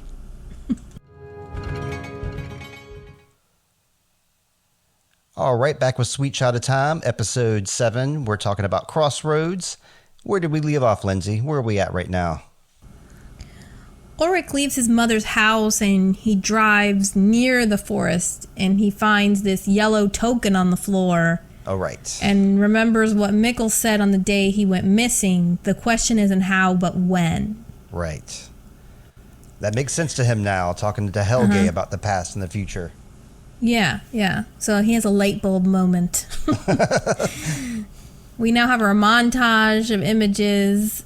Charlotte walks down to the bunker. Jonas goes back through the Sigmundus door in the cave. Mikkel cuddles the emerald tablet art in his hospital room. Yep. Egon sits in the station. Teenage Ulrich is in the cell, and old Helge gets up from his bed. Charlotte finds a piece of the blue wallpaper in the bunker under the bed. And lastly, Jonas walks out of the cave back in 2019. I think this seemed to indicate, which you already said, Steve, but just to make sure, that bunker used to be the blue wallpaper room. Yes. Perfect cover. Yeah. Which kind of answers that question. You said in an earlier episode you were thinking maybe Charlotte was about ready to find something, thinking maybe it was the room, but that is the room. It's just that it's been stripped of the decorative stuff. I wrote like a bunch of exclamation points right there because I was very happy that Charlotte went back to the bunker and continued looking. Just like I want her to go back to that cave and spelunk down. I want her to open that door. And I want her to see what's on the other side. That's what I want her to do next. But she did good here. She did good. Yeah, you keep wanting somebody to find the blue wallpaper room so that the kids will stop being tortured. Oh, the wind tunnel. We see all the Mm-hmm. wind come around when Jonas goes through. We're glad he went through the right door because wasn't there like a fork in the road? He obviously found his way back. I guess he followed the red string, right?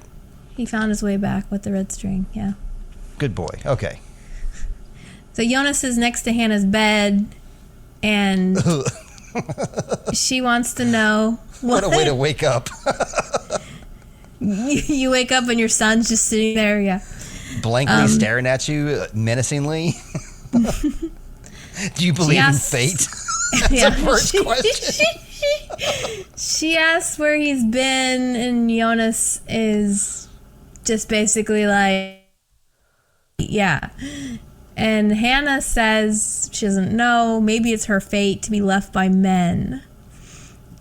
That's sad, yeah. Yeah. Jonas says, I think Papa loved you very much. Yes. And this makes Hannah cry. And Jonas gives her this hug. And you would think she'd never received a hug in her life because she doesn't seem to know how to react to this. He's no Magnus, you know? I mean, you got to take what you can get, though, Hannah. You know, I mean, your son wants to hug you. You should hug him back. I don't know why she's resistant here. It seems like she was really trying to reach out to Jonas for a couple episodes there. But then she just kind of backed away, I suppose. But, yeah, this is like a big thing for her to, you know, find comfort in someone who loves her for who she is. I'm getting the sense that maybe physical affection isn't something that's a regular part of this family's life. And so to have him hug her must be, it seemed like it's an odd thing. Like it's not something they go into naturally. Oh, right. So it makes me think maybe they don't hug very often. You know, Dad was emotionally unavailable. Probably Mom is too. She was hugging Ulrich a lot. She and Ulrich did a lot of hugging. When it comes so there are people that they're only able to accept affection when it comes with sex, you know. Right. So that's my interpretation of that. Yeah, that makes total sense.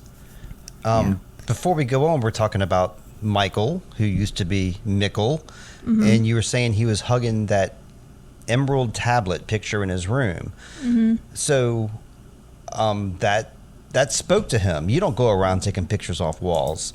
So obviously that emerald tablet spoke to him, even though he had no idea what it was. He's an 11-year-old boy that just came from 2019. So it's not like he's been time traveling and he has some knowledge that we don't. He's a little kid. But for some reason, he stole that picture and he loved it. He was drawn to it for some reason. It reminded me of the Wheel of Time. And there's a character named Matt, and he has lived many lives. And he's, you're supposed to, like, when in reincarnation in this world, you forget all your old lives, you wake up new. For some reason, like, Matt, all his old past lives and all of his future lives and everything, he was, like, getting, like, little glimpses of them early on in the books. And he shouldn't have been. Other people started getting these glimpses later on when they realized, why. But he was getting them from the get-go. And this is what Mikkel made me think about Matt from Wheel of Time for that reason, because we know now that this Emerald Tablet is important. We're seeing it back in 1953, tattooed on somebody's back later. Spoiler alert. And so obviously that tablet, that image is something. Mikkel knows nothing about it, but he's drawn to it. Well, I wondered if he saw it in the caves. Like, if he saw the image in the caves. He must have gone through the door. Right? Yeah, like, maybe I didn't he even went think through about those that. doors. Yeah, maybe he somehow stumbled on that door. He got lost in he didn't have a light like Jonas did. Jonas had a light, so he could see he could see where he was going and stuff. Mikkel was just, I guess, fumbling. That's a we great don't call. really know. We haven't been shown yet how Mikkel came to this time. So I think it's still to be determined, but it made me wonder. I wonder why he was so drawn to this image. Maybe it could be that because he associates this image with the way to get home. Okay. Yeah. Okay. So. Oh, wow. Okay. Yeah. I mean, for us, the viewer, that's an obvious parallel. For him, though, it's remarkable. Yeah. So Ulrich arrives back in Helg's room. Oh. He's gone back. He's gone back to the scene of the crime, Steve. He's driven. And it's nighttime, and somehow he snuck in without being detected. The security is tight and winded. Helg is not in his room, but on Helg's nightstand, he finds one of those figurines that is made of nuts, a copy of A Journey Through Time, and a 1 pfennig coin on a red cord, like the one found on the dead body. All the clues. Helge's got all the clues right there. So it's like the game of Clue. He has all the cards, the correct cards that we need. Ulrich notices the window is open and sees Helg running off into the night. And Ulrich follows from a distance and realizes Helg is going to the caves. He calls Charlotte and gets her voicemail and leaves a frantic message that he was right, but Helg did the crime in 1986. Yes. So it's like Mikkel has taught Ulrich how to do that, how to play the game of it's not where but when. So I think that's kind of cool that Mikkel kind of led him to that line of thinking in a small way. Time crime. Time bandits. That's right. It's a new kind of criminal investigation is needed. Oh, thought crimes, like that Tom Cruise movie, whatever movie that was. Yeah. The Minority Report. There you go. So inside the cave, Helg walks to a box and finds a lantern. The screen then cuts to middle-aged Helg coming out of the hatch. So it's a neat little parallel here. Right. He looks down to see the body of Yasin. Okay, I guess that didn't happen till this scene. That's I already fine. said this before, but we know that because of his clothes, because this was Yasin's outfit. Right. And around Yasin's neck is a 1 pfennig coin on a red cord. And Helg looks very torn up about this whole thing, but he drags the body away. And then we see a man with the emerald tablet back tattoo using a scrub brush to mop the floor down in the bunker. Yep. And it's our hot priest, Noah, it shirtless. Noah. Yeah, that's what I thought it was. I wasn't positive, but it looked like him. Without his hat, I couldn't tell. And without the priestly garb, yeah. That's an awesome tattoo. I love this tattoo. I mean, he's a dedicated man here. I love the tattoo. And, okay. So we know it's Yazin, like you said, because of his clothes. You got to mention his eyes were burnt out, too. Mm-hmm. Like our classic burnt out eyes.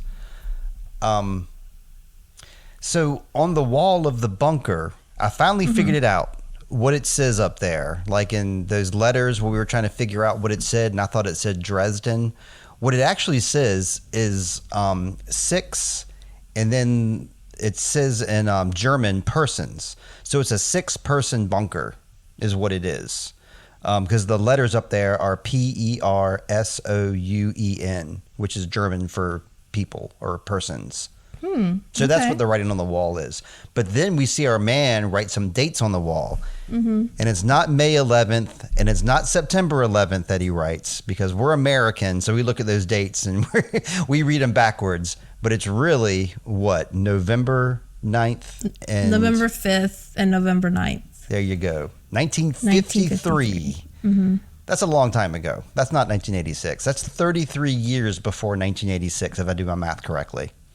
Yeah. That's interesting. 33 again? You think there's a coincidence? So yeah, wrap up here. I just, about the episode in general, I think that we had this hope that Jonas could grab Mikkel and take him back to the caves and everything would be okay. We even talked about that last episode. Yeah. But like the revelation that Mikkel is Michael really does make things kind of messed up. And, we feel sad for Mikkel, and Jonas chooses to leave him there, and that must be a sad life. And then we have these contrasting images of Helg as criminal and savior. So on the one hand, old Helg really wants to right the wrongs of the past. Right. But all Ulrich sees is man he was responsible for his son's, just like Egon was stuck on Ulrich being the criminal and looking in the wrong place. And there's this theme of repeating the sins and mistakes of the past. Obviously, yeah. Like with Helge, though, he's old now. He wants to right things wrong, but, that immediately makes me think about anybody who gets older and they think about their past and I'm wiser now. I know now what I've done wrong. But Helge has the ability to, not the ability, but he knows that time travel is a thing. So his old self thinks he can go back and right the wrong, but it doesn't mean that the middle-aged Helge is an honorable person, because it seems like he's in line number 1 to be my baddest guy this episode, because he's I don't know, unredeemable almost, it seems. I mean, he seems like he's sad about it. Even like 1986 Helge seems like he's not liking what he's doing, and he wants to stop what he's doing, but he can't. We talk about how I've seen this show before, but I don't remember where this goes. I don't remember how this lands at all. So I'm guessing along with everyone else right now, but it looks like Helge is the guy, and he does his thing, and then he gets upset about it. Well, what about Noah? I don't know yet. That's right. Noah sent me. Okay. So, yeah, Noah's like preparing this bunker in 1953 for Helge to do his thing. So maybe, Helge is like his henchman, like his Flavor Flav, like his sidekick. It's like, go out there and do the thing, and then bring him to me, and then I'll take care of it from there. Yeah, maybe. Because Noah's absolutely in there in that bunker. Yeah. 1953 is kind of early for a bunker, though, right? No, they had bunkers in World War II. Isn't that Cold War? Yeah. The Cold War season was the time of the bunker, right? I guess. I mean, I'm thinking more of like nuclear, because the nuclear plant came about in 1960. So, like, this bunker predates it by 7 years, which is interesting. Mm-hmm. That's what I thought was weird. The fact that the bunker's there before the nuclear plant. Plus, I guess we should throw in as a fun thing about Noah. Remember, Noah is like the most famous Noah of all is Noah's Ark. Right. So is the bunker an ark, of some kind, or like we're trying to make the bunker? Yeah, only 6 dudes. Yeah, there's no women, so I don't know about that. Yeah. Noah. I'm not seeing the Noah parallel at this point. I think I need to learn about this Noah fellow a little bit more. All I know right now is he's super handsome. He's got a cool tattoo, and he's a hard worker. He is super handsome. Unfortunately, we're just like we're kind of like, ooh, you're cleaning up the goo from dead bodies, but at the same time, we're like, but you're so hot. Uh-huh. Okay.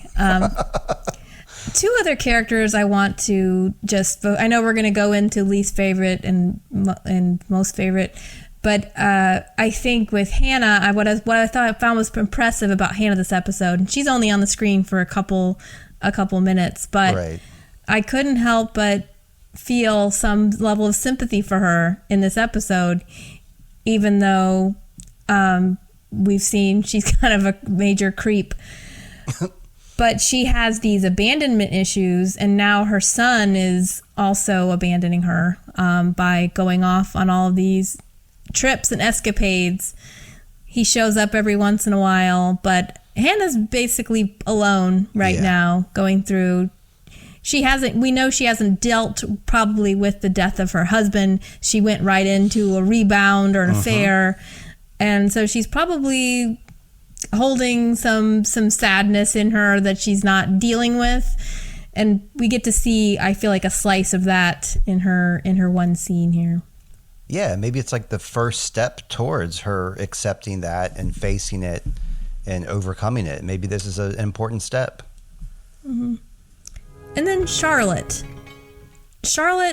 has a sense of duty, but her duty seems to be more to her family than her duty to her job. So my thought here is she tries to thwart Ulrich's suspicions, but even she must be wondering if Helg is guilty. If not, why is she not sharing her suspicions with anyone? She doesn't tell Ulrich about the search warrant or the room in the cave she found. She explores the cabin on her own. She doesn't share any news with Waller. I feel like the conclusion I draw from all of this is that she wants to know herself what's going on before admitting anything.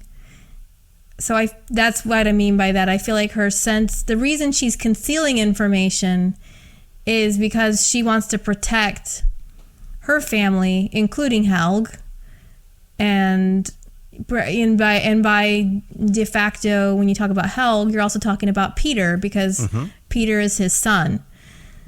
So her duty doesn't seem to be to the cause of, getting to the truth, because she's not sharing that with anyone. She's kind of holding all of her cards very close to her chest. Right. So it's almost like, when she finds out the truth, whatever the truth is, will she share it with the police, or will she keep it in the family? Mm-hmm. Yeah, that's a great point. And she was hiding stuff from Waller when it came to Peter back in episode 3, I think. Mm-hmm. Same deal. She has a lot from Waller. I don't know. She could step him up, and he could be a good partner, I think, because he seems like a really tenacious dude that does what you ask him, and sometimes might go above and beyond what you ask him. I see what you're saying with Charlotte. At first, when you first said that, my immediate thought was, no, she's always at work. She's not at home. Peter's worried about her. Her kids miss her. But yeah, you're right. She's like being like the protector in a real distant kind of way, I suppose. Yeah. So what do you have any notes here for the end? Yeah, I wrote here, is the bunker the blue room? And it seems like we've both agreed. So like I wasn't crazy about that. And so it's not currently, when I say currently, I mean 2019. It's not currently the blue room because Charlotte's going in there and she finds a scrap of paper. So Eric was not taken into this bunker. Eric was time traveled back to 1986 to when the bunker was blue with the blue wallpaper. And so Helge, when he was a little kid, he might have been time traveled to 1986 somehow. I still can't wrap my head around that because I'm seeing old Helge in 2019. But yeah, I think the bunker room is neat, and I'm thinking about Eric. Eric had to have time traveled as well. That's kind of confirmed. But they haven't found his body yet. We saw his body. We saw Helge dragging Eric's redhead body around, but I don't think the police have found it yet. It hasn't been discovered. Yeah. Old Helge took the wrong entrance to the cave. Like, he's supposed to be going to the bunker. That's like his spot. But instead, he's going to the same part of the cave that everybody else is going to, where the chair is. And it seems like by muscle memory, he knows where a lantern is. So like at first I was like, why is he going to that part of the cave? That's not like his place. But I guess it is. I mean, I guess we're going to learn more later. But I thought it was interesting that he went to that spot where the yellow chair was. And then he found a lantern. And then he's kind of following Jonas's footsteps. Like they could have bumped into each other here. Like that happened really close together. This is true. That it's, yeah, what was he intending to do with this trip? Yeah. And I honestly can't remember what happens next if it gets interrupted, but he didn't go to the bunker. He goes to a different room. So yeah, what was he going to do here? I don't know. Maybe go look for some time traveling bodies. I don't know. I mean, I'm just guessing, but I thought it was remarkable that he knows like different areas of the cave and stuff. My last note here is our guy, Noah. It seems like he just randomly wrote those dates on the wall. He was scrubbing and then he was like, oh yeah, as an afterthought, I better write down these dates. So he wrote down for us November 5th and November 9th for 1953. So we know it's November 9th in 1986 right about now. And we didn't mention that when Jonas went through, not only was the wind blowing, but the lights flickered everywhere across town. So that makes me think that anytime somebody goes through there, the lights are going to flicker. So maybe anytime we've seen the lights flicker, somebody's going through. Seems obvious. The stranger did it last episode. Jonas did it this episode. The night that Mikkel disappeared, the lights flickered. Mikkel time traveled that night. Maybe somebody else did too. But it seems like it was obvious that it was happening at the same time. As soon as Jonas went through, lights flickered. And the reason I brought the dates up for Noah writing the dates on the wall is Trant and Peter, continue that process of keeping track of dates with their cool little emerald tablet book, which I'd like to get one of those. Little notebook with that symbol on the front of it. So yeah, they're keeping track of these dates. So I guess these dates are important and they're all going to come into play later. Yeah, very true. Yeah, it makes me wonder what the dates are. Are these like days killed somebody? Are they days we will take them? Why are these dates important? Right. I'm thinking that they're time traveling dates based on Peter and Trant because they wrote down the time when the lights started flickering. And when something was going to happen, they had those dates. So something happens on these dates somehow. Yeah. In November. I think that's my last questioning note of this episode, I believe. Yeah, that's all I got for this one. How about you, Lindsay? Did you have more notes for us? Are we not doing our favorite characters? Oh, geez, look at that. Yes, we're absolutely doing our favorite and least favorite characters. Do you want to go first? Sure. Okay. So we're doing our favorite characters right now. Yes. I am going to give my character of the episode to Jonas. I haven't given Jonas an award yet, and I really liked him in this episode. I feel like he had a lot of things thrown at him. And he handled them all with grace and had to resist his natural impulse to go approach Mikkel. So I don't know. I feel really bad for him that he's getting all these things thrown at him. Guess what? Mikkel is your father, and the woman that you love is your aunt. And and then he comes back and thinks when he could just be fixated on poor me, he goes to talk to his mom. Yep. Because obviously it touched him a little bit to go back and see her as a young child. And so he's trying to connect with her. And so I thought he'd had a really strong episode this time. I wanted to give my favorite guy to Waller just because he doesn't get a lot of play.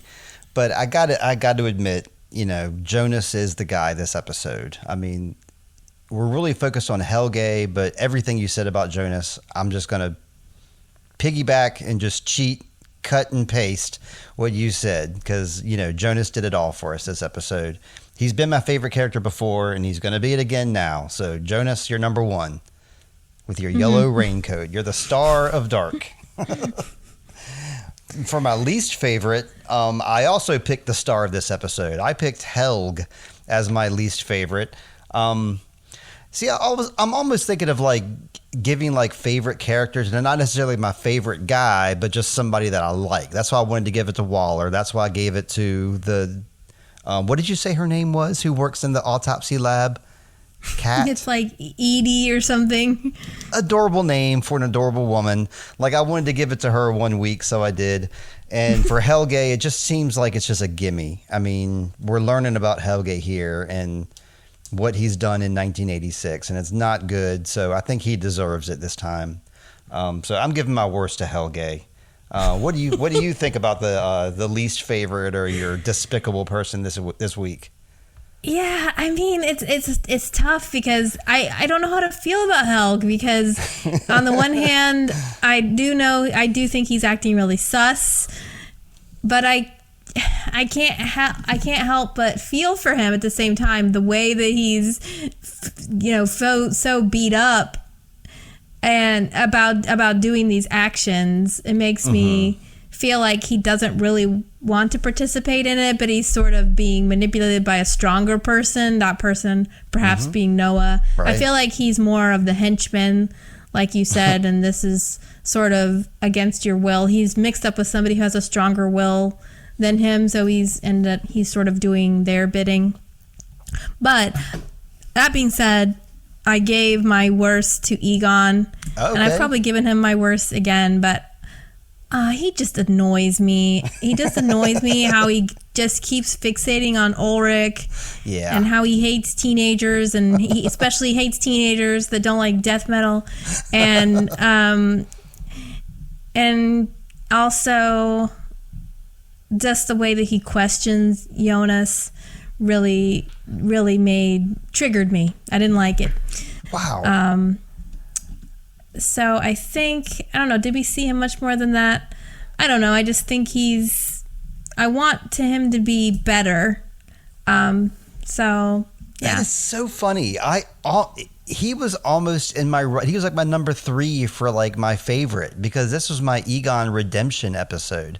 This because I never liked Egon either. I made it very clear I don't like the guy.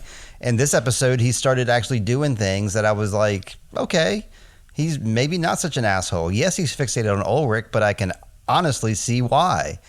And I didn't think the thing with Jonas was too bad.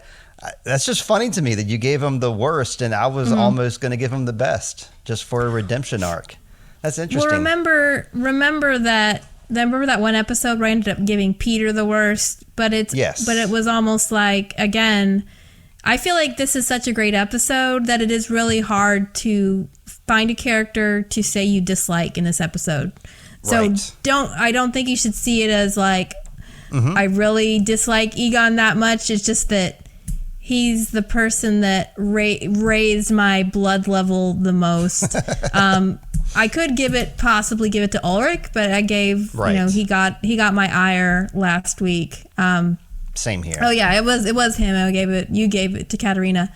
But Ulrich's also being a lousy detective and focusing and making some really crappy decisions to like go to Helg's room and harass an old man that's hooked up to a machine.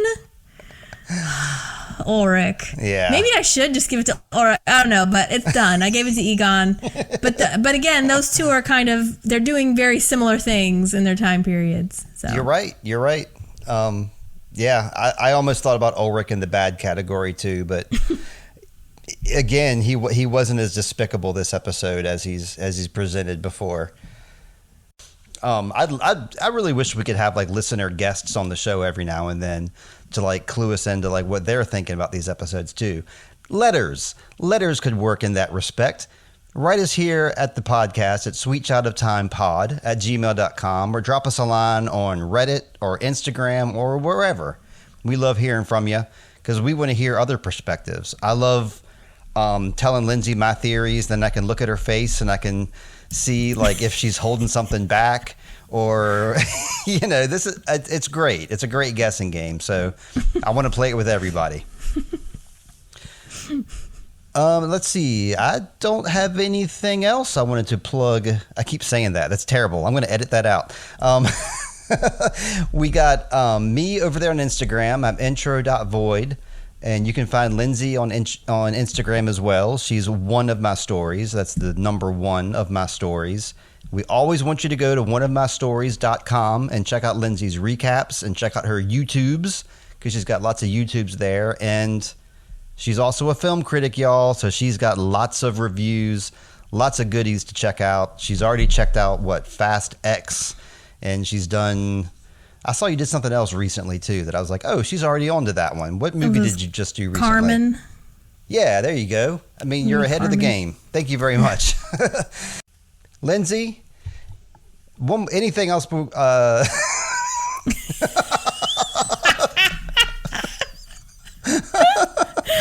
fix it in the edit. It'll be great. Yeah. Lindsay, I think we're wrapping up the show, so I hope that you have the last word. Do you have anything else? Steve, I hope you find water shade and a picture of the emerald tablet to cuddle with.